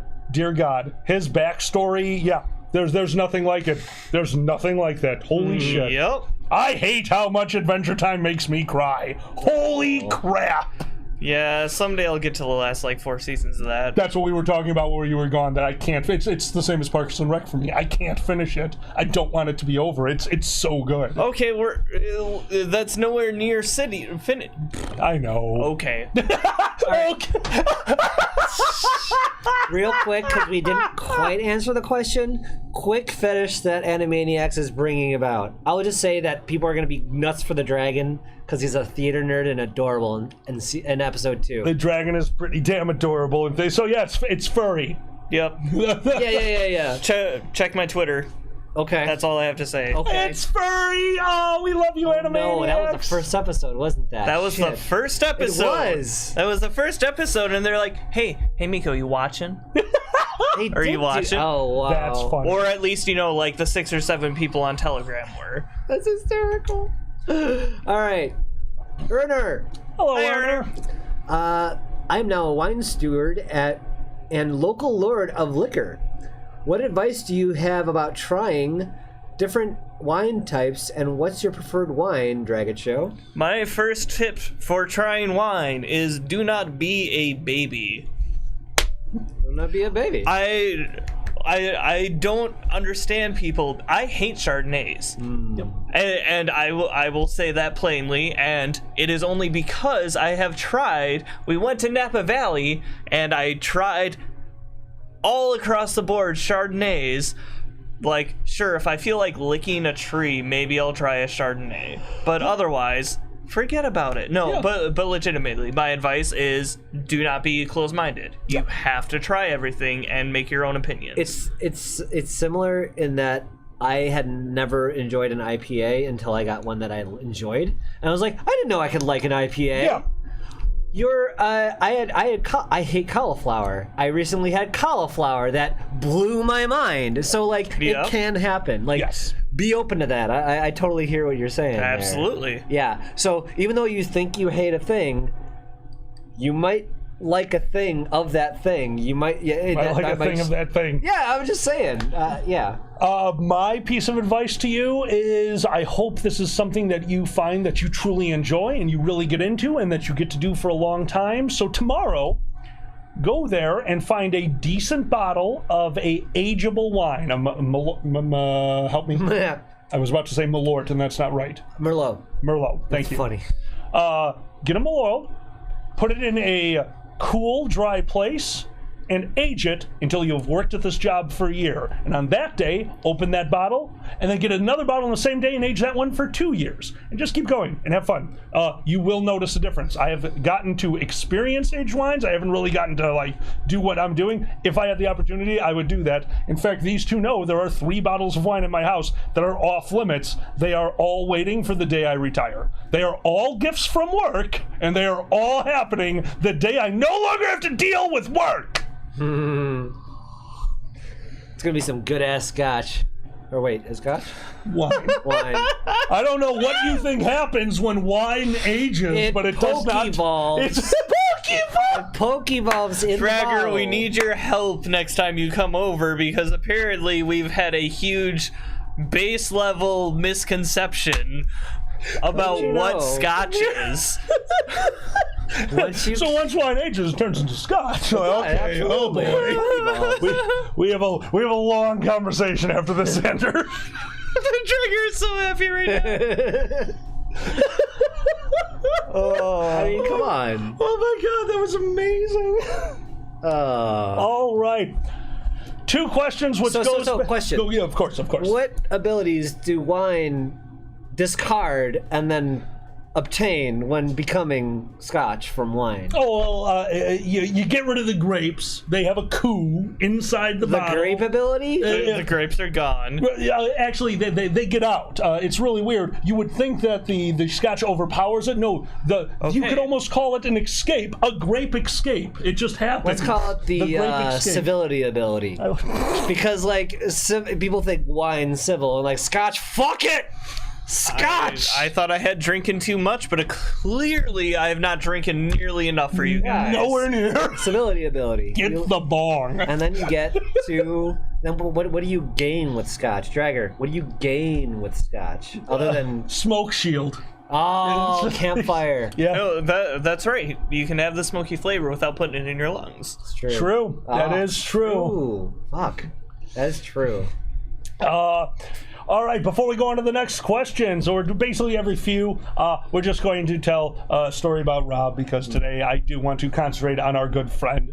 I had another wonderful experience for a very short time. It was actually a very strange time in my life. I left college for a little while to come back to get the job that I have now, but that also meant I had to go to college at night. And in order to just keep my sanity, I joined a friend's D&D game. Actually, all my Nero friends, the person who started it, we sat down and played D&D, and Rob was the paladin. The most complicated paladin I have ever seen. He found a source book. We don't know where. We're fairly certain he wrote it. So the rest of us have character sheets, a piece of paper in front of us to tell us what we can and can't do and what dice to roll. He had a character board with magnets, and he could adjust his stats by giving himself positives and negatives, and it was wild. So his turns took forever. But yet again, Rob, the sweetest man you'll ever meet. Did he come in with the paladin swords ablazing? Nope. Let's talk to everything. And the day I knew he had me is when he got a magic item made that, if you don't play D&D, magic items can do very amazing and special things. The more specific that thing is, the easier it is to make the magic item. He had an item that was so specific that was, if I, the character I was playing, and he had to get my blood for this, which was very awkward at the time, I got murdered, and before healing me, he scooped some of it up. But it's okay. He healed me with his other hand. It was at the same time. He didn't lose his paladin abilities. Way to go, dude. He got my blood and imbued it into the magic item, so every time I tried to silence him, it would rebound on me, and the DM allowed this. So my goal was to make an item that would rebound that back onto him, not realizing that neither of us had specified how quickly the item could regenerate. They were both very simple items. Long story short, it finally happened. My silence spell went, hit him, shot back, hit me, shot back, hit him, shot back. The magic coalesced in the middle and a silence elemental appeared with a hangover. And killed the first person who spoke. Which, who's gonna talk first? Calm, smart, demure Rob, or dumbass Dan? I was murdered by a silence elemental and he won again. I don't have any stories where I beat Rob. I'm starting to notice that. And he was drunk. He's always drunk. I didn't mean him, like character. No, Rob actually, I don't think Rob drinks very much, other than at the First Squared after party, where we make him drink. It's like, oh, you have art to do? Here's a beer. He wanted to leave. We had to make him drink. I just spilled on myself. Go ahead, Xander. I had something to say there earlier, and I don't know what it was anymore, because it's gone. It's gone forever. Yeah. Doe. A deer. A female deer. Wow, Tyro remembers that one. I was thinking earlier how Boozy said, you know, when someone has minions, it's always bad. It would be bad if, like, here comes Jesus and his 12 minions. What? That's right, it's all labels. It's all labels. It's all labels, man. Baby. What? I am the very model of a modern major NPC. I have a group of minions who I voice control and follow me. Nice. I don't know that one. It's just that stupid song from the Pirates of Penzance. Is that it? I don't know what you're talking about. I think it's Pirates of Penzance. My bad. Oh, right, questions. Yum. Nom? Could have been like 6 different things. Don't worry about it. Okay. All right. Yes, Gray Foxen.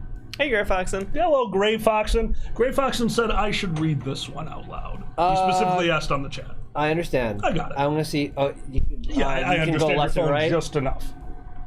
You can zoom out if you need to. Or I could be smart. There we go. I go left and right with my. With these. Okay. Hey guys, so me and my friends are considering maybe doing a panel someday at a con. As somebody with a speech impediment and dentures, it is a bit hard for new people to understand me right away. I totally get you, dude. Note, I'm just part of a group. Yep, I understand. Anyways, do you have any advice for speaking on stage in front of an audience for somebody who flubs words or sayings? Also, what do you do if your mouth gets dry on stage and you're wearing a mask or fursuit head? So basically, Gray Foxen is asking for a little bit of how does that work? Yep, so backwards, starting with the water thing, both things are remedied best probably just by a big water bottle with a straw. I legitimately, no stage anything will ever prevent you from having water on stage. They plan for that when they build these stages. Yes. You will have water on stage. Just drink water on stage. People understand. Absolutely. Similarly, practice. Practice.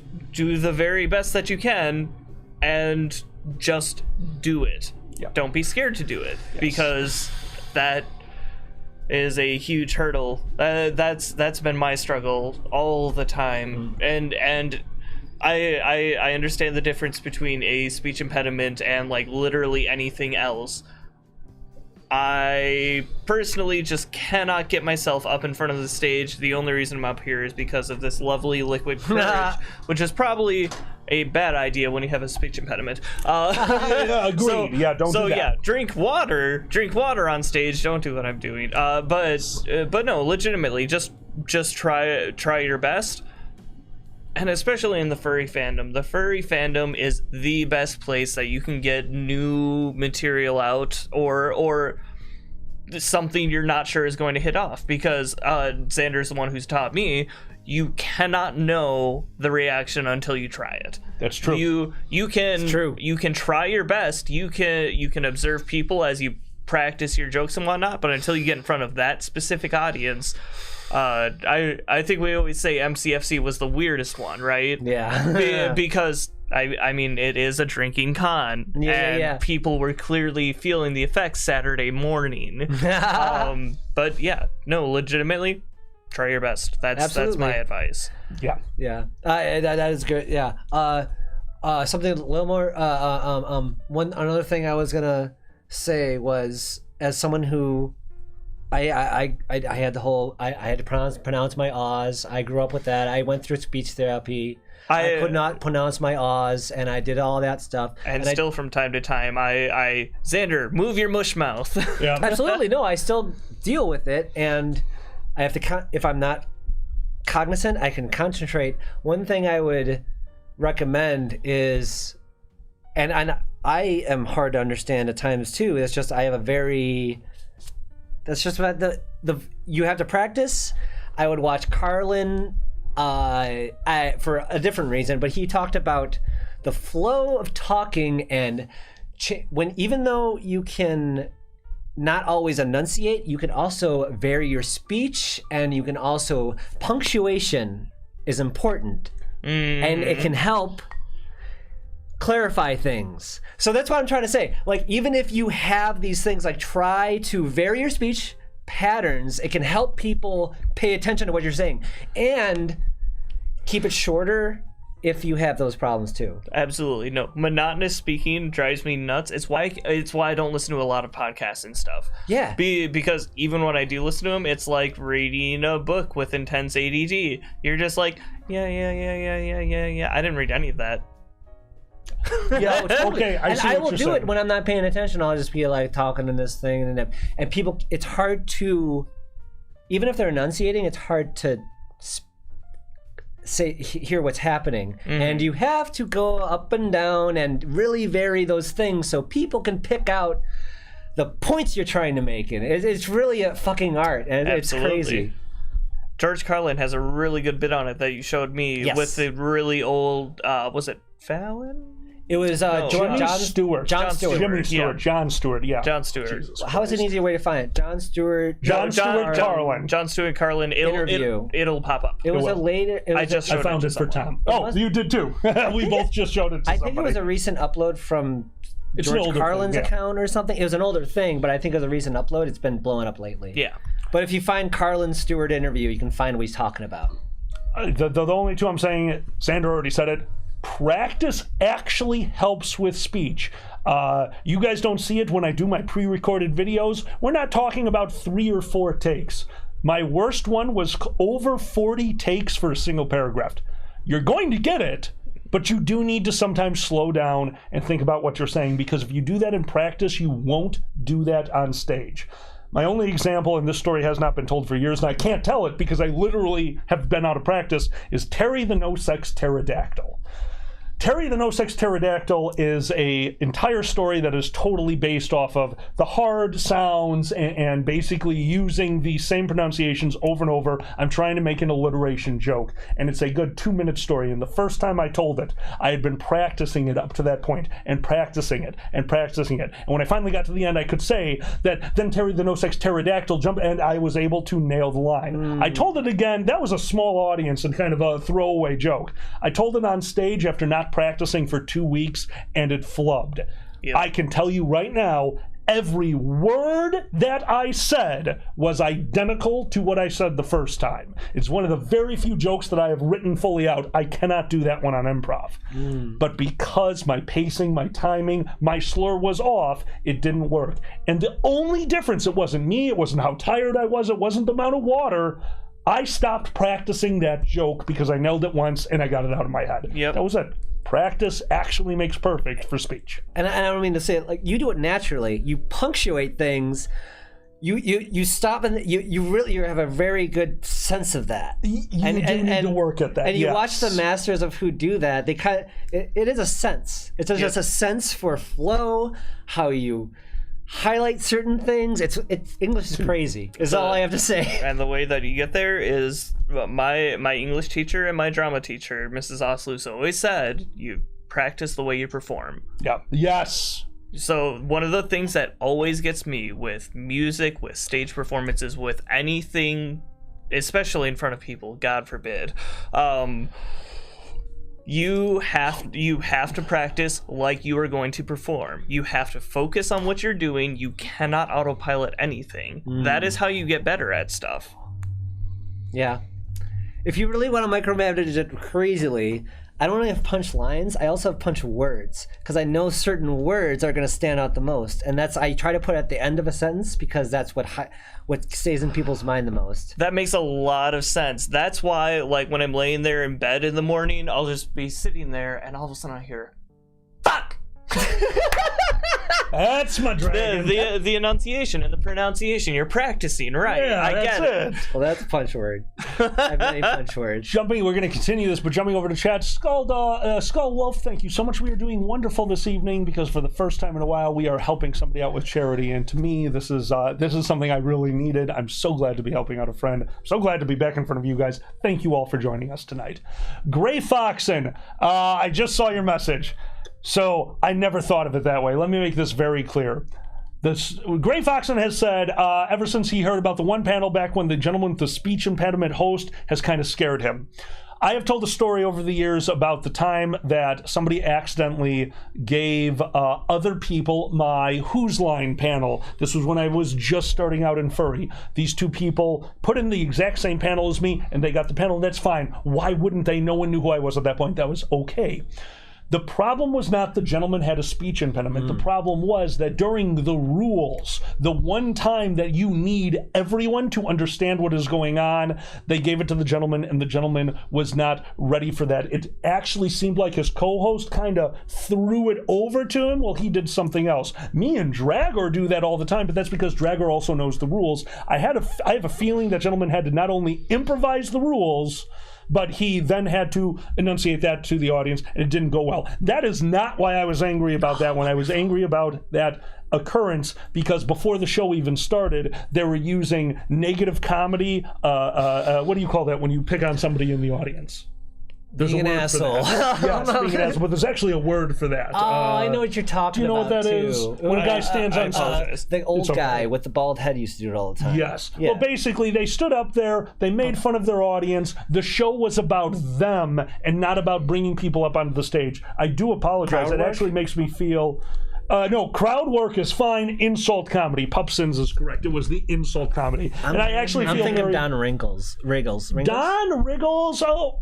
He would go out in the crowd and he would like, look at you got a fucking long face. What are you, a fucking horse? Look at this fucker. And right, then it's like move on. It's like reverse heckling. Yes. Thank you very much for the subscription, friend. Thank you. So my apologies. Never did I mean to say that his speech impediment had anything to do with the negatives. It was how everything went down. And I'm very sorry if I ever made you feel that way. No. And you have to understand, like, he kept doing it and he would go. No one could hear what he's saying, and he didn't care. He just kept going, Right. and like that was part of the issue. And his co-host was making it worse. So we're gonna drop that there. I just felt really bad after seeing that. I never want you to think. It doesn't matter. This is the furry fandom. Mouse nailed it. It doesn't matter. Get up there, do what you want to do, because we are going to support you. We are furries. Yeah. It really highlights the really thing there was a huge disconnect between the hosts and the audience. Like they were not on the same page with what was going on here. All right, everyone, cups. This is the end. Yes, moving on. Sorry. Anyway, Next question, I think. next question. Thank you for your question, Great Fox, and I hope we helped. Yeah, I hope he helped. And like, yeah. Okay. Ladies and gentlemen, as he finds the next question, I would like to announce we have raised $770, and that is not including the Dragon Show donation. Thank you so much for joining us, and thank you so much for your donations, everyone. Yes, it means the You world guys, to me. seriously, thank you so much. And Amazing. thank you, Tyro. Put the link in YouTube again. Thank you. Well, Xander, while you're finding that question, why don't we cut back over to that video? We haven't shown it in a while, so this will be the second showing, Yes. and then one more as we sign off. So, for those of you who don't know, this is our friend, Rob. Rob, would you step forward and tell everyone your quirk? You are all my minions.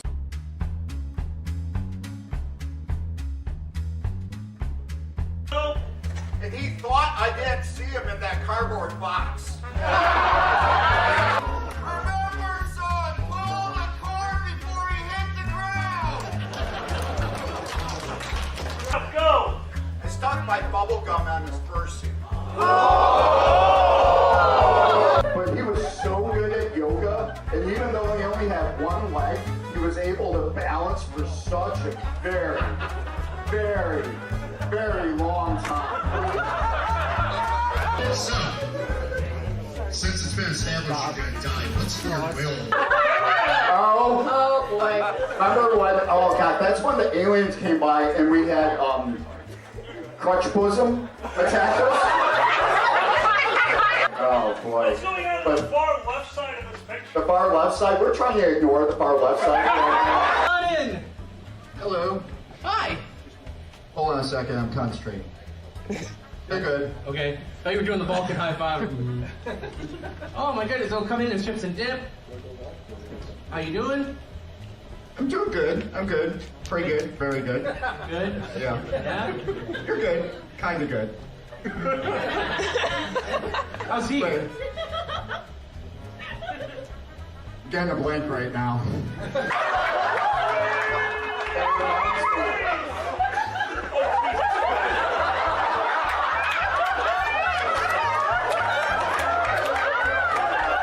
I don't want to turn the page. So we trained the staff, we bought the supplies, we got awesome costumes. All we need for this house is a name. How about KK Bang Bang? New line! How about Squirrely Furly? New line! How about let's just all fuck?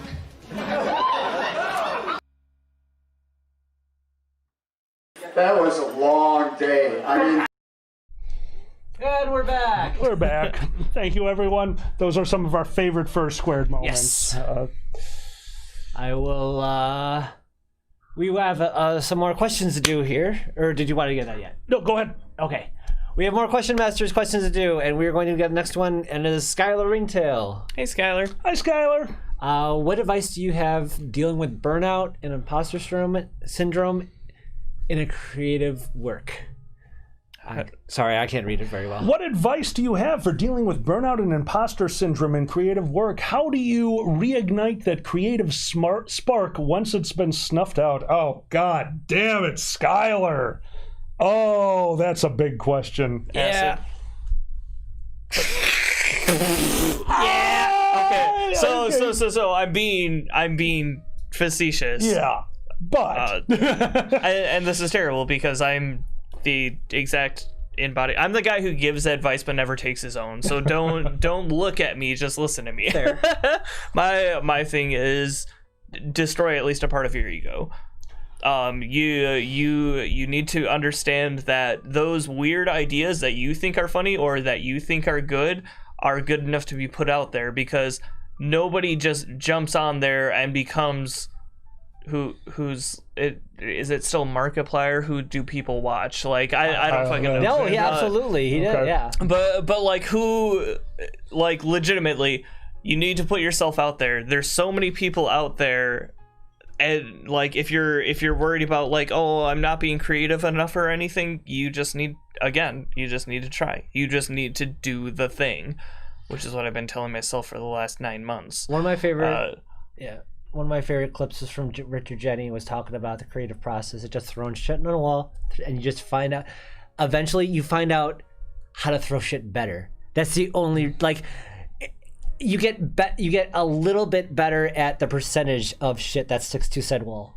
No, absolutely. And even if you're not trying to improve people, you understand what you're putting out. Or there you go. It's been a few hours since we started, and we don't drink much anymore. Oh yeah. The last time I drank is actually about a week ago. But anyway, as far as creative things go, you will also understand what you want to get more out of it by putting out more. And I don't even mean publishing things, just creating things. The more you create, the more you will understand what you enjoy creating, what you like creating, and if you care about that, what other people enjoy seeing you create. Like, it's good general advice to fail faster, as that you've heard it before. Yep. But just like throwing it out there and not be personally attached to the work that you put out there, which is fucking hard because you are putting yourself out there. And that's the drive half the time. Yeah. Almost everything that I want to create is because like I'm like, oh, this is a passion project, and that hurts. Right. Do it. Why do half of artists? I will tell you this: a lot of artists draw and do other things of expression because they can't express themselves in a social way other ways, so they do the art instead. So if they can't do it in a social situation, they just do that because fuck it, people don't listen to me in conversations. This isn't personal at all, but that's how I got there. But anyway, I'm just saying that is out like you got to hear from people who don't listen to me in conversations. Of course, that's wonderful. Yeah. Like no, I'm just saying that's how I do think there's that disconnect of like a lot of artists say I can't express myself in my writings or whatever it is. I could not express myself in a personal conversation, so I did it through my art a lot of times. Yep. And it's very rewarding. But then when it backfires is when you're talking about you put that out there like, oh, this is shit. Like, well, I'm never going to share myself again. That's one. Welcome actually, to my 90s. Yeah. One of the hardest things that you will have to do is pick yourself up when you are down. And sometimes jokes don't land. Sometimes you're going to get up on stage and an entire set will be told to a dead silent audience. It's going to happen. I'll be honest with you, those are the times that you don't hear from me in a while. The way to get over that, what to do, you got to make yourself do one thing. So last night, and this was hard. Last night, I sat down and I made the video that all of you guys have seen a few times. Now this morning, these two helped me with Punch Up. They helped me clean it up. But in the beginning, all I had was the blank screen. Nothing is scarier than a blank canvas. But if you can start, and I don't mean start with a direction, I don't mean start with a goal, and this might just be me. I love my improv. I like my process. Starting. Yep. It's the hardest thing in the world. It took me 2 hours from when I said goodnight to them to when I did the first stroke on that keyboard to make the video that you guys have seen. I made myself a tea. Then I made some toast. I considered making eggs. Oh my God. Wow. What? Nikolai, what did you just do? That's all going over to Rob. Thank Nikolai, you. you are a gentleman and a scholar, and I love you. Nikolai Thank you. just donated 500. That is all going over. Thank you. Thank you so much, Nikolai. I think we can do this early. Chicago toast. Chicago toast. Here's to you, here's to me, forever friends we shall be. And if we ever disagree, fuck you, here's to me. Nikolai, unbelievable. Thank you so much. It means the world to us. Oh boy. Thank you so much. Thank you so much. Thank you, Gray Muzzle. Thank you, Gabe. And can you? It was Indra. Can you scroll up the Twitch stat a little bit? Scroll up Twitch chat. Yeah. Indalila, thank you. I missed that. Thank you for the Prime subscriptions as well. Thank you Yes, guys thank you. so much. And to answer Skulldog, and to anyone else, if you don't have the money to donate, do not worry. We are here to entertain. We're here to have a show for those of you who can give. And if you can't, don't worry about it. This is the Furry Fandom. We've got it covered. This isn't about the donations. It's also about the donations, but it's not about the donations like that. Yes. And to get back to Skylar, who asked the question initially, Thank you. He said this might be hard to apply to a D&D context. To tack on to my advice then, in a D&D context, you are running a group generally of like 4 to 6 people. You have to open up to those people. Be it like legitimately, like if you are looking to improve your creative skills, you need to tell them exactly that. Hey, look, I'm trying these things. Please work with me. Please give me critique. Yeah. And if you see something wrong, let me know, and like just open up that relationship, because there is nothing better for your improvement than people who can witness it from the other side. Agreed. And I mean, if you're running a D&D group, I hope it's not with a bunch of randos. Personally, that's me. No, I agree. I've done the random pickup games. I've never been able to really get into it. The personal interaction with friends is so much more powerful than strangers. You can get there. Don't get me wrong. You can get there. There's something about me. I don't have the... Oh, I know. I don't have the time to get there. I need to kind of get into the game in the first few sessions. It's weird. It's in my head. Yep. The last one, if you're talking about D&D, I'll just tell this from personal experience. The devil is in the details until it comes to pre-writing for D&D. Outlines only. I'm not kidding. I have a map. I can post this later. I just have to get onto my old hard drive. I'll be right back. Of course. I have a map of a town that I designed with a river going through the middle, and on the north side is definitely no less than 100, possibly more buildings that I had a key for. Mm-hmm. They left the town in the first session. It was not possible to keep them there. They got it in their head that it was a trap, that they were against them, and it was totally logical based off of the information they have. I have no blame. They left the town and never returned. The devil is not in the details. The devil is in the world. Creating concepts.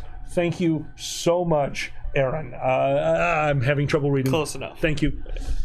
The devil is not in the details. The devil is in the concept. Skylar, if you want my advice on how to write D&D, I write 2 things for every campaign that I have ever done, and I always write these 2 things. 1, the biggest backstory you possibly can for your overarching villain. That includes likes, wants, needs, feelings. What feeling motivates him? What feeling is he afraid of? A feeling that he's afraid of. What is a golden rule that he will never break? And this one's only to me. I've done this for years.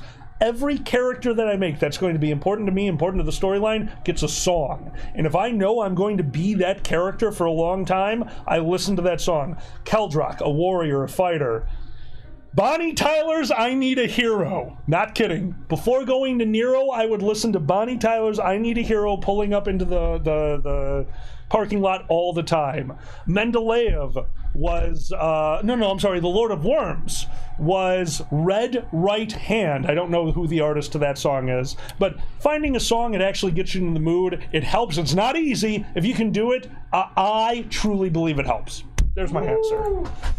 And Dustin says, do a backflip. Do a backflip.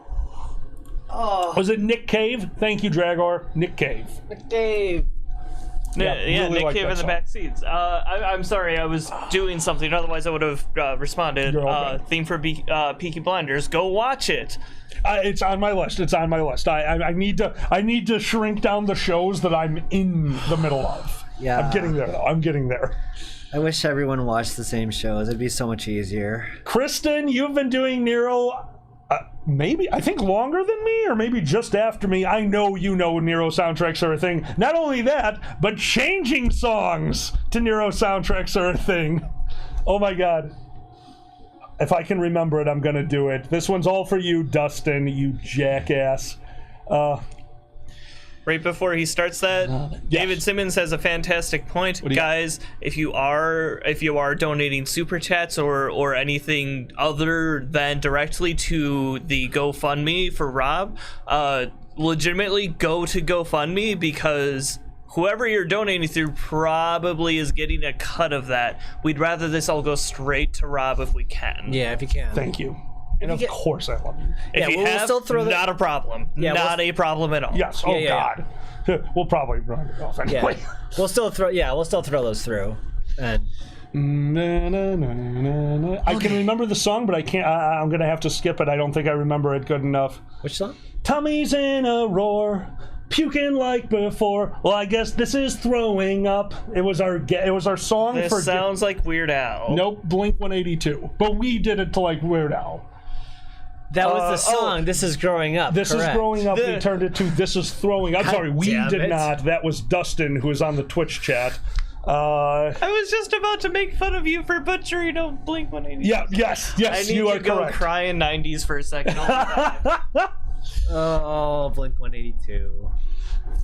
Good times. Oh, did we do all the questions or no? Yes. We have one more question left, I believe. Yes. Give me the mouse. Hold on. The other mouse. The one.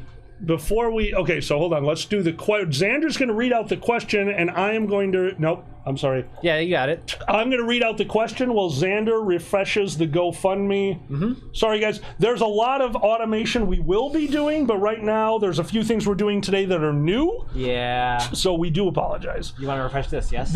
Yes, please. The final question is from Tikel. Hello, Tikel. What panel or event did you most regret not being able to approve for a con? Oh. Wow, Tikel. Yeah, I'll talk about it. It's been a while. Wait, what are we at? Oh my god. Oh, wow. You guys are amazing. That's amazing. Is that the 500 from... Nope. We still have to do that. Holy shit. Wonderful. Thank you. Oh boy. Guys, thank you so much. So oh my much, god, I'm out of wine. This means a lot to us, really. Skullwolf, it was great having you. Thank you very much. Have a wonder night. The song's name was Damn It by B182. I remember that. I wish I could remember all the lyrics. You know, the worst part is I used to sing the song constantly. Like, we would be in the car and me and Dustin would just be belting it out. Did you want to read the last question for me? I can't read it. I can. What panel or event did you most regret not being able to approve for a con? Tikel, I wish I had a funny answer for this, so I'm going to go first because I'm the joy kill on this one. The panel was... oh my god, what did we call it? We had a good name for it. It was a clever name, but basically it was safe living. It was... We all know that you're going to do drugs. It's how to do them safely. That's literally the big panel, but it's very hard to talk about that because you don't want to bring it up at all. Well, cons don't want it brought up at all. But yeah, a panel that's been on the back burners for years that we have totally planned out is a introduction to a few different things and how to safely do them. That's the panel. That's my answer. It's not funny. The panel is called You Shouldn't, But If You Do. It's closer to You Shouldn't, but we all know you're going to. Jesus Christ, that's worse. I know. That's my answer. It's not funny. Why do we do this? Miko, by the way, the question is going to be panel that you wish would have gotten approved. Xander, do you have a panel that we've tried to do that you wish would have gotten approved? I mean, Bounce House. I mean, I don't know if that's a panel. That is not a panel. That's my worst nightmare. Yeah, it's just a lawsuit waiting to happen. But it's a wonderful idea. I want to see fucking fursuiters in a Bounce House just constantly going. I mean, come on. Oh, by the way, Mouse. It'd be cute, but unfortunately you'd have to, keep... Never mind. You know what? I'm just going to ignore that. What's going on? Lots of donation. Yeah. Look. I'm there. You guys are all so wonderful. You guys are all so wonderful. Bouncy lawsuit house. Yes. Okay, all right, here's a funnier one. A panel that we started to write, but we started to write it right before COVID, and we kind of just dropped the ball on it. I know the name. I'm going to remember it. How to load the dishwasher and other common misconceptions. Oh my god, that is such a wonderful premise for a panel. Yes. It would just take a lot of work, and it's just not feasible currently. Currently, it is not feasible at all. But it was something, I believe the sentence that got it going was, can you believe there's not a college level class that doesn't just teach you how to live? Because seriously, I was living at home, and then I wasn't living at home. That is the chronological, good work, Dan, what the fuck, of my life. It was scary and confusing, and I would have killed for a class like, this is how you pay taxes. This is how you load a dishwasher. This is how you do simple repairs on home electronics and electricity. Yep, how to adult. Eddie's got it. That's exactly what that's supposed to be. Yes. But on the other hand, we didn't just make a panel because we all will, if you put this panel out there, no one needs all of it. No one needs all of it. This person may know how to load a dishwasher, but they don't know how to write a check. They know how to pay taxes, but they don't know how to change a wheel. So it had to be a sarcastic panel. The panel was supposed to be 5 of us or more on stage, each with lines pre-prepared, delivering them completely stone-faced from the moment, and I mean the second the panel starts to the second the panel ends, with a slideshow, all using stock footage. This is a dishwasher. Wrong. Right. Next. Do that for an hour, and when it goes, we all say in unison, the panel has concluded. The end, and we sit there until you all leave, staring into the distance. We don't know why, but we thought it was the funniest thing ever. One day we will run this panel. We just need to reinvent it. We ran into COVID and all planning stopped for everything. The straight ridiculous panel has always been like a wonderful dream that I just want to do so hard. Yeah. I want to see it choreographed with fursuiters, with spotlights. Yes. Mackie in the middle, Yes. with a suit, no shoes, barefoot. Why not? You gotta have barefoot. He's David Byrne now. He's the perfect guy to narrate this. Is exactly what he said. Mackie was always on the docket to be the narrator. This is a router. It routes and nothing else. Yes. And you may ask yourself, how did I get here? Combination taco. No, this is a Taco Bell. This is a Pizza Hut. Oh. They do nothing else. If you're here, you made a mistake. Moving on.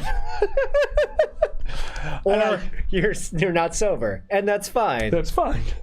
I think I can speak for myself and Dragger when I say this. The other one we would love to do, Anthrocon has been kind enough to allow us to have a lot of creative freedom with ourselves, Cosmic, Rhubarb, so many people that help. Oh, dear, Sparf, oh my God, everyone who helps with this. We've always wanted to actually do a variety show that is a true, cohesive stage performance. The problem with that is, we have to plan it that weekend very hard to get everyone on the same page in a weekend. Though if anyone can do it, it's Sparf. Man's brilliant behind the stage. If you've ever been to Anthrocon, just so you know, there's a man behind the stage. Workhorse. Oh my God. He is amazing. I've not been to that con. I do not know this person. I only know stories, and not just from you, but from multiple people about this person. Yeah. Yeah, no, I can't do the show without him. Dragger can't do the show without him. Cosmic and Rhubarb. Sparf, you're amazing. One day you'll see this. Tezcat, thank you so much. I'm guessing that was you, but when you said you want to refresh again, we just went up 100. You're amazing. Everyone you have... For a moment, I felt like I was back at closing ceremonies. You guys broke me. You broke me, you bastards. You beautiful, beautiful bastards. Ash did send Sparf our way. Thank you for that, Ash. Also, just really quick, while we're throwing out kudos to Ash for knowing when it's time to let something go. Ash was overwhelmed being programming director, saw that he had a good crew, and gave up one of his babies. He gave up the Anthrocon main stage variety show to myself, and Drago, and the rest of the crew. Ash, way to go, dude. Thank you so much for that. I lost my phone. Phone gone. Phone gone. We have shout-outs. I do, and I sent them to you, and I lost my phone. I have my phone. Wait, I it's on have my my butt. phone. I do. I did it. Hooray. Yay, I don't know where you The sent dragon them, turnaround, though. just like a cat. Because Yeah. it says dragons are scaled cats. I understand that you guys have been a lot of you have been watching the Dragon Show for a while. My boyfriend, who has met Xander twice, he had met Xander twice. No, the first time at that point. Nah. It was the first time when he met you at First Squared, and he understood who you were because you lost your phone. Which he just did again. You just dropped your phone. He lost his phone. He ran around. We were all inebriated. And he goes, I saw the look on Xander's face. I understand that panic of I don't know where my thing is. I don't want to be around him when I'm high anymore. I had a phone, baby. Nico, shall we sing the song? No. I'm going to. Okay. When you're a dragon and you have a phone, it ends up on the ground. Oh, no. We sing that every night, every time he drops his phone. That's going to be 10 seconds long. Every night. The call and response in this home is unbelievable. The nonsense that we hear between the walls. We live Space Ghost. I do. Oh, God, we do. I'm a knife. Knife around. Anyway. Shout outs. You guys are the best. Boom, boom, boom. Shout outs. I wonder who is next. Boom, boom, boom. There was more to this song. I'm scrolling along, so it's not very long. Shout outs. I just found the people. I have them too. Good. Thank you so much for those who give us $5 a month. Give us a chance to do a shout out. And these are these three for these shows. I have Mushmouth, as I had mentioned before. It's not much about because you're drinking. It's true. That's a drunk Mushmouth. Oh, yeah. That's different. That said, thank you so much, Nikolai. Thank you so much, Nikolai. Oh, you Nikolai. are amazing for. Oh my God. I don't even know what to. I can't make fun of your name because you just gave us money for Rob. We're not making fun of Nikolai's name at all. Nikolai, you have a very special thing. You will be part of all the stories. In the beginning, there was Nikolai. Oh, Jesus. Because in the beginning, they needed to create something to put on this big blue marble. Because mainly it was a marble inside a big ring. People were playing marbles with it. It got under the dresser. That is how the earth works. Just accept this. So Nikolai was formed to live on this marble. And he thought, this marble's good.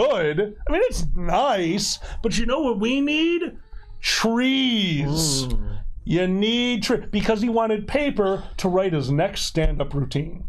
So it's Nikolai's fault for all of my allergies. Oh, so many. Nikolai, you son of a bitch. Just wanted to make sure we had that clear. Oh, yeah. Nikolai We're made good. trees and allergies. Trees and allergies.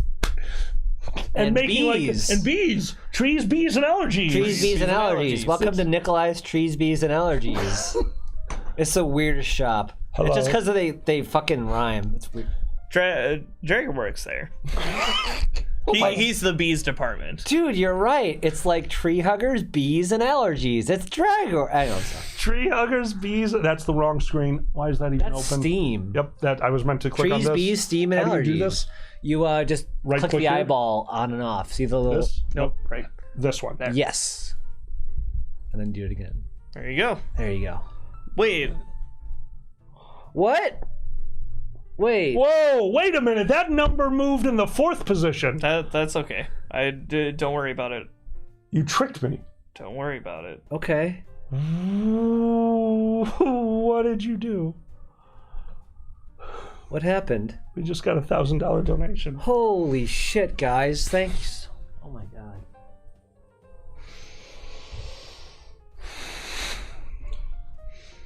Oh, it's really the big. Oh, wow. Yeah. It's a name I don't quite recognize, so We can see a little bit more here. Thank you so much, guys. Dude. Seriously. Thank you, Steven. No, that's not what I. Oh, I saw. I'm losing it. Nikolai, you're insane. Who matched my generosity? To the T, actually. Yeah, holy fuck. Thank you so much, guys. Seriously, it's amazing. We know these are hard times and everyone's struggling.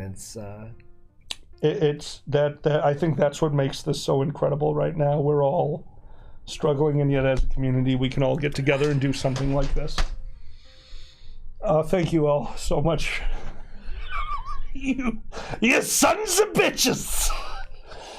Oh, I almost made it through the year. I'm so glad it tells us when Dragger clips trees, bees, and allergies. Oh. You're all wonderful. Thank you so much. Yes, thank you. We are still in shout-outs. I wonder who's next. Right. You know what? We're going to throw one in there. A huge shout out to everybody who found themselves looking for a community to join, who didn't quite know where they fit in, and who one day, through circumstance or through friends or through their own intuition, found the furry fandom and has found a home. I'm so glad to be part of this community. Cheers. Cheers. Fuck. Yeah, dead air. That's exactly what the Dragon Show's known for. Oh, Just boy. fucking stay silent for a bit. Woo! Entertainment. Thank you so Hold much. on, we'll bring the What's our microphones next in closer shout? for the next Tears ASMR, Oh, Jesus Christ. starring Alkali Bismuth sobbing quietly in the corner. Oh my god, that would be worth something. Just fucking ASMR crying from me. Oh god. fuck. You can actually hear it in the background. It's like, so here's him crying. That's a sip of tequila, and that's a bong hit. Yep, that's Alkali. ASMR, bitches. Oh my god. Oh my Dead air god. and sobbing. Welcome to the Dragon Show. Thanks, Bro Skunk. Thank you. Grow, the sad part is if we hadn't made our next advertisement banner already, I'd use that. Yeah. Hey, I might need a minute. Why don't you switch back over to that video? Sure, I gotcha. Yeah, I appreciate it. Thank you. Guys, this is what we're here for. This is Rob again. Rob, would you step forward and tell everyone you're recording? You are all my minions.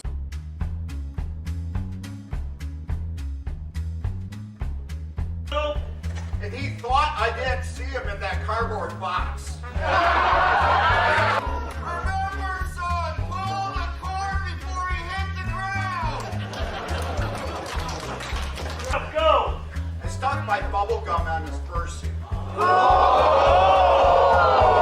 But he was so good at yoga, and even though he only had one leg, he was able to balance for such a very, very, very long time.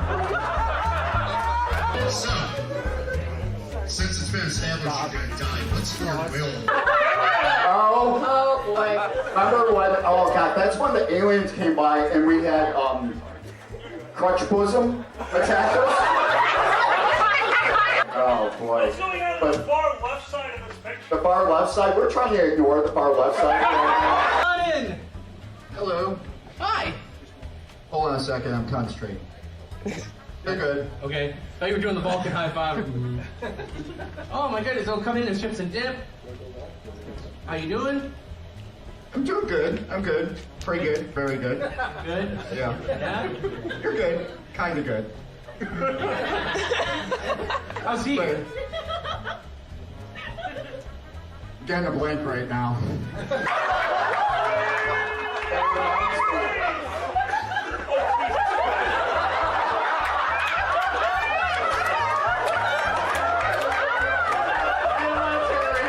I don't want to turn the page. So we trained the staff, we bought the supplies, we got awesome costumes. All we need for this house is a name. How about KK Bang Bang? New line! How about Swirly Furly? New line! How about let's just all fuck?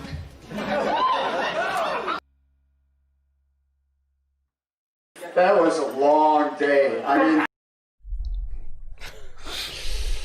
Welcome right, back. We're back. I'm going to do this really fast. Is it this? Oh, yeah, that. Yep. Boop boop. All right, and Okay. Minimize. thank you. I'm still getting used to it. Nope. You got it. We will have this all automated at some point. Oh, God. I like to think so. Okay. Tyro, would you please post the link one last time in both of the chats? Thank you so much. Whew, boy. Whew.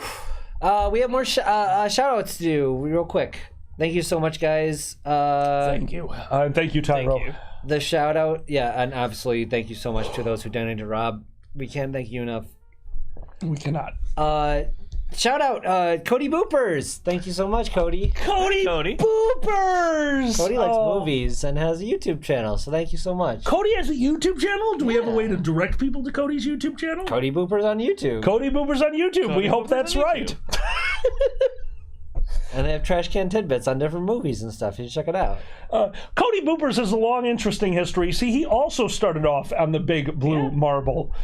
He showed up there and was like, what are all these trees? And Nicola Tiger was like, I made these. And Cody Boopers was like, why? Thinking that we were going to talk about oxygen and the circle of life. And he was close, but Nicola Tiger was like, no, oxygen burns, motherfucker. And he lit a light. Next person. What? I have ADD. You can't blame your ADD for being drunk. True. Well, his ADD is drunk. I didn't hear anything that you It's said. AD drunk. AD&D and drunk. And you still can't blame it. Okay, fine. I didn't hear anything. What? Next person. Next person. What was the question? Shout outs. Oh, my bad. Oh, no. Okay, we are ending at 6:45. 20 more minutes. Next shout out is Unknown Furry. So the unknown furry, who was totally unknown, not a lot of people know that unless they knew their name, came in with a fire extinguisher, and everyone was like, oh, this is it. This is how the world was created. But it was a novelty fire extinguisher. Blew out snakes. Just... So these snakes went through the fire because you're trying to put out the fire, and now they're on fire, and they went into this weird garden that some other deity was like, I'm going to make a world too. Who cares about that schmuck? But it shot it over. Somebody ate an apple. Everything went to shit. But let's all remember the important part. Nikolai Tiger, the unknown furry, and Cody Boopers started the world. And also... lost us the Garden of Eden. Good work, everyone. Shout outs. I am very drunk. Oh my god. Ba-dum-bum. Jesus Christ. Hey, I had to do a long journey to get there. You give me credit where it is due. I see. There was an ending. See, you have to understand, Xander's biggest complaint about my humor is goes, sometimes the joke has to end, and my answer is no, it doesn't. It can keep going. Oh. He does a joke until his stage time is done. I do a joke until I'm put in jail. Oh, Jesus. Okay. Did we do all the shout-outs? We got them. That's three. Okay. 3 shout-outs and the Thank furry you. fandom. Wonderful. And And the furry fandom. Oh, boy. We're going to finish off this, guys. We got a little bit more than 15 minutes left here, and to finish it off, we are going to go to the chat. So, of course, as always, thank you so much for being here. Thank you for everything that you've done. You're all amazing. I don't... It's you. What? Might do it. What's up? Pandez, I demand that you post it in the YouTube chat because we're not going to sit here and go back through Telegram. That's easier. right. So the weird thing is, Pandez, to make all this work, we actually sign off the internet. We're all on wireless right now. There's the... You're making excuses, and I'm don't just know if you making wanna him do do that it or not. because rules. That's topical, Dez. I don't know if we want to go Des, there. have you not seen the Dragon Show? We don't do topical. True. We talk about Voltron Also, and other you already shit. know the answer. True. That's like... Oh, anyway. I think I have no idea what we're talking about. This is great content. Oh, It is boy. the best. The best content. Yasu, like a cream. Super topical. The Dragon Show, topical. Like a cream. You guys are really helping us out with our advertising Jesus campaigns. Christ. You guys have all had a lot of really good ones. Topical, like a cream. God damn it, Des! Remember the beach when you could go to the beach like with other people and stuff, but people are going anyway? Hey, back to not reality. Fuck. Okay, you mentioned the beach. Another Nero story time. Oh boy. I actually don't think this one's funny. There's not a lot of humor in this one, but it's a story, and it happened, and it's a part of my life I'll never forget. So I'm telling it. Fuck off. I'm telling it. We went to a chapter once that was obvious. This is Nero again, by the way. LARP, for those of you joining us late, LARP, live action role play. It's D&D, but in person. And on this day, we found out that something was going on. We knew there was a major occurrence because you can always tell nothing is going on. All the plot team has disappeared. None of the NPCs around. We've been in town just role-playing, kind of, you call it just entertaining yourselves for over an hour. Usually, plot NPCs, they be trying to get you to do stuff, but if no one's trying to get you to do stuff, they're plotting, they're planning something. And finally, they come in. Oh no, we're under attack. They're literally storming the beaches, but away from the adventurers. Of course, why would you attack the adventurers' outpost, some of the most powerful people in the kingdom? They're just attacking the army. We need to get over there now. The whole town, we go on a march. They tried to delay us. The NPCs brought in reinforcements, and we had to fight all the way through the Witching Wood, which was a man-made forest on this campsite. Absolutely gorgeous. It's very disconcerting to be playing in a forest with trees that are in perfectly straight lines. It's kind of fucked up. So we made our way through that forest, out into the clearing, giant battle, and then we got to the beach where 10 rowboats were waiting for us. Oh, wow. Actual rowboats. And we are informed that even though the campsite, which is this big, beautiful L shape, over here is the beach that you can go swimming on, we're all the way over here. We need to take those ships and bring them to support the battle, and we need to get there before we are wiped out. We had a time limit. We knew we were going to be attacked. We knew this wasn't just, get your asses over there and go. Mm-hmm. So some people, while on a rowboat, kept their armor on, one of them being Rob. Oh my. We're on a lake in a rowboat, some of us wearing plate mail. So, the moral of the story is we're dumb, but good role players. We go around, there's a few encounters on the lake. It's very well done, but I'll never forget turning the corner. Rob is in the boat with me, and here we go. We come and we see the beach. They're all standing there. 20 NPCs, teams of 3, and 2 generals standing above. They all have, I don't know if they're Nerf, I don't know what they are. Surgical tubing with a cup at the end, shooting water balloons 5 at a time. They had 100 water balloons, and if it hit your ship, jump off. Get in the lake, motherfucker, and you can get back on the ship, but you're blown off. We did not get hit. Because thank God. Incorrect. We did not get hit because here comes the water balloon at us.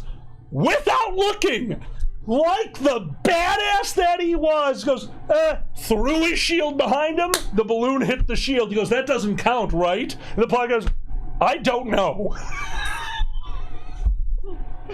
It was a literal water module. We had to storm the beach. It was awesome. But I'll never forget, because it's not that he did it. It's that he did it with such pizzazz. He didn't look. You don't look at the explosion. Boom. Did that work? Fucking, I love you, Rob. Oh, thank you so much, Garnet. Wear a life jacket and iron plate. Thank you. Wow. But also a life jacket over that over that iron plate. I would suggest it.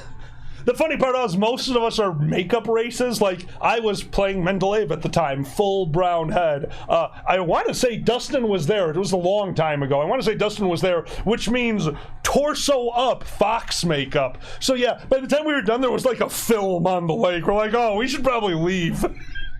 Oh boy. Jesus Christ. Yeah. Oh. truly miss Nero sometimes. Yeah, Really do. I get you.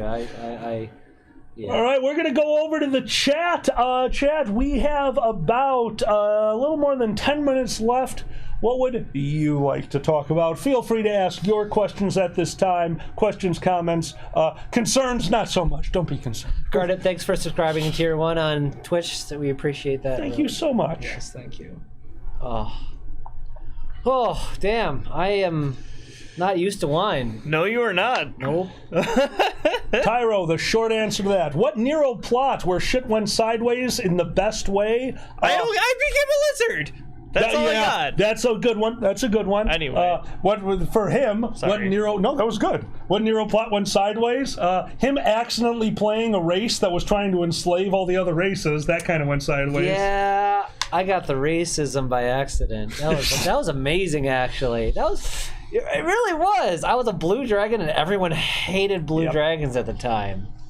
That was a thing. It was kind of fascinating. That one was good. I honestly, the worst part is, like, if you had kept coming back, that would have been a really cool storyline. Yeah. Unfortunately, you being your first game, I don't even know how. Like, I should have warned you. I was kind of broken. Yeah, I should have warned you. I didn't even think of it at the time because It's fine. It's fine. Yeah. It happens. It was different. It was different. Oh, Mine will always be myself, John, Tim, Hannah, Doug. We all ran a season, and the overarching villain was named Darius.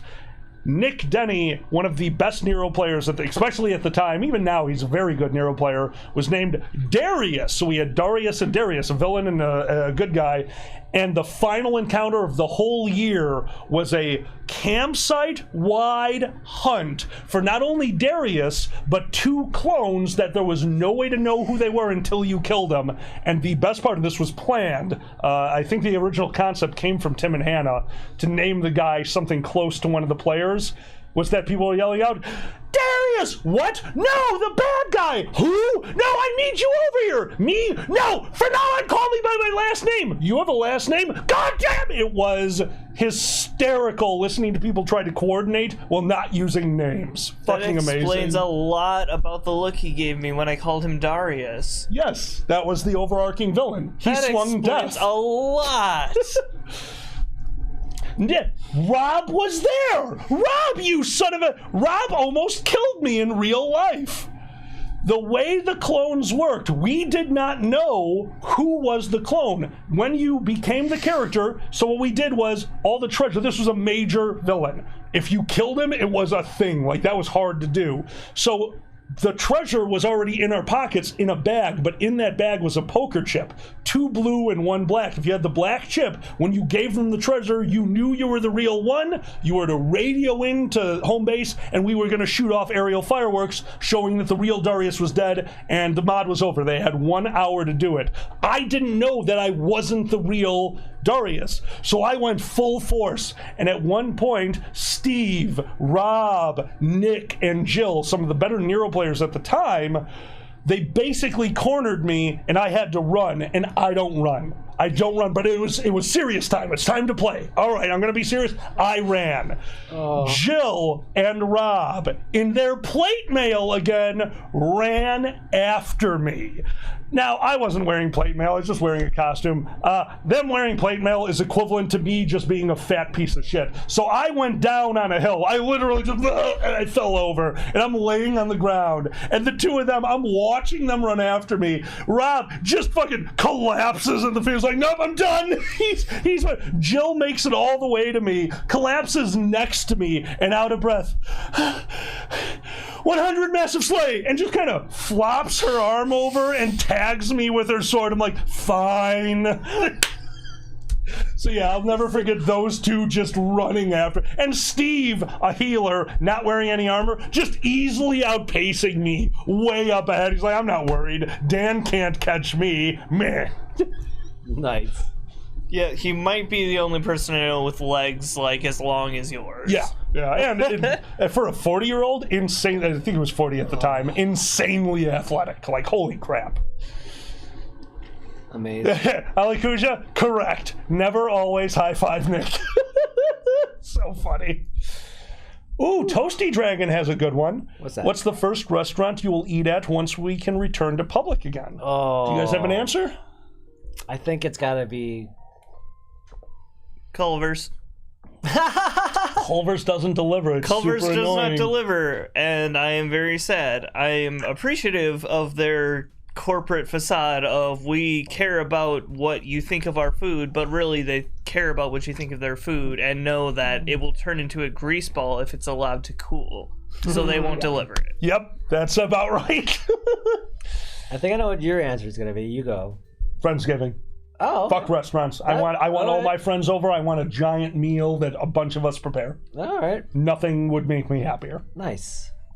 I love cooking. It comes down to that. I love cooking. Great, What's but yours? think about your answer. Oh. I was going to say, you know, Still meat faucet then. Cooper's Hawk is really nice, but I have a soft spot for the... Soft spite? Soft spite. I have soft spite. Soft spot for the high blood pressure faucet that is Chili's. What? I can't argue Dude. with you. I have never been dissatisfied after leaving a Chili's. Yeah. It's a cheap, delicious gastronomical nightmare. Right? We're gonna get nachos. We're gonna pay $2 for unlimited nachos, and maybe have a few heart palpitations. That's fine. That's what you. That's the price you pay.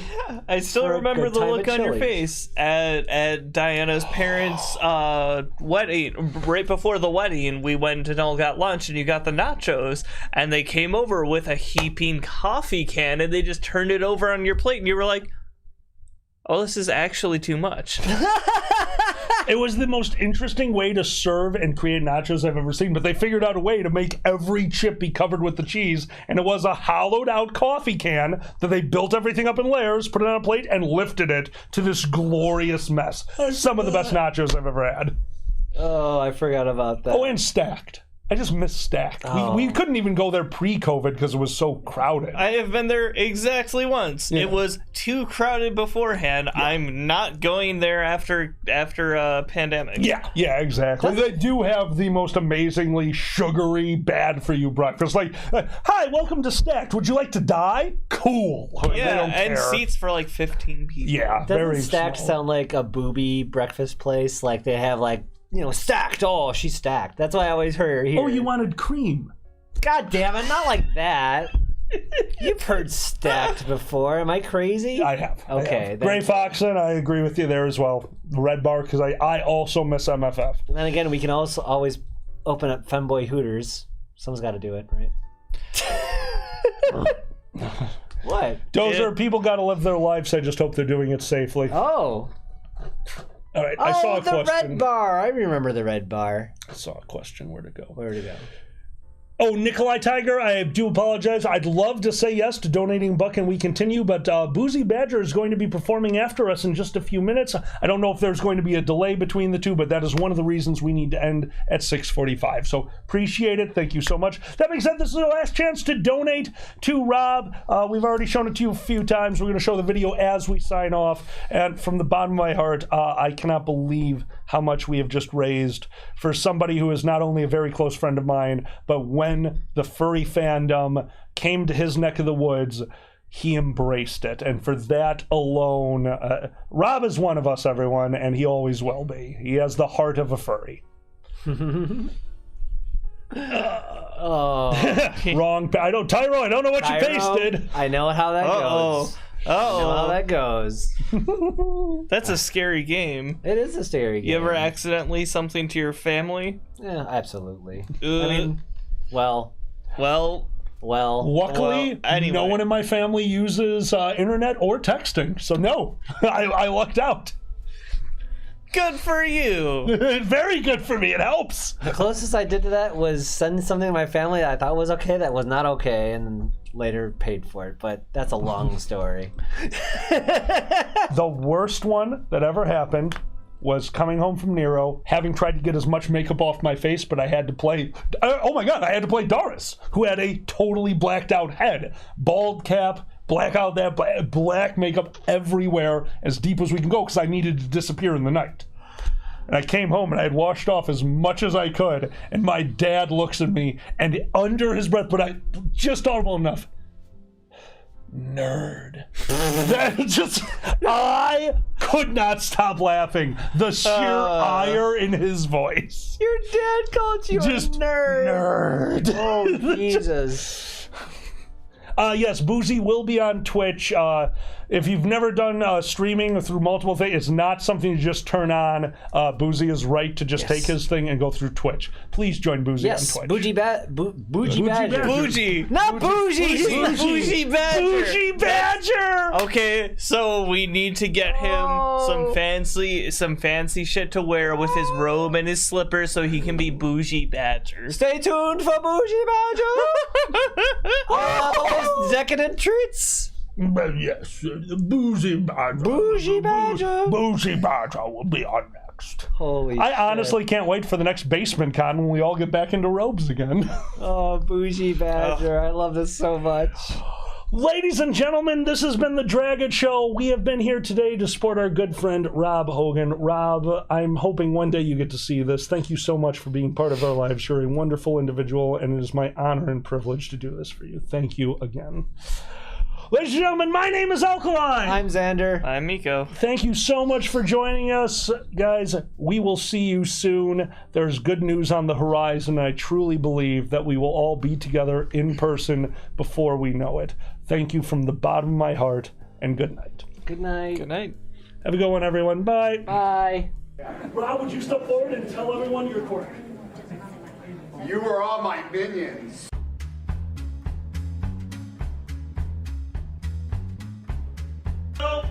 And he thought I didn't see him in that cardboard box. Remember, son, pull the cord before he hit the ground. Go! I stuck my bubble gum on his fursuit. But he was so good at yoga, and even though he only had one leg, he was able to balance for such a very, very, very long time. So, since it's been established you're gonna die, what's your will? Oh boy. Remember when, oh god, that's when the aliens came by and we had, clutch bosom attack us? Oh boy. What's going on But the far left side of this picture? the far left side, we're trying to ignore the far left side. Come in. Hello. Hi. Hold on a second, I'm concentrating. You're good. Okay. Thought you were doing the Vulcan high five. Oh my goodness! Oh, come in and chips and dip. How you doing? I'm doing good. I'm good. Pretty good. Very good. Good. Yeah. Yeah. You're good. Kinda good. How's he? But- Getting a blank right now.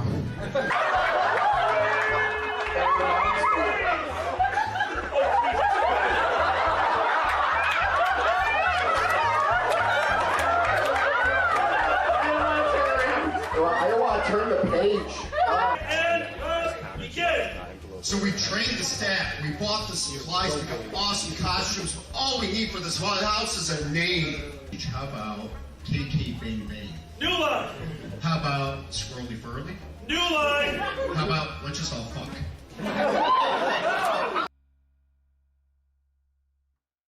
That was a long day. I mean,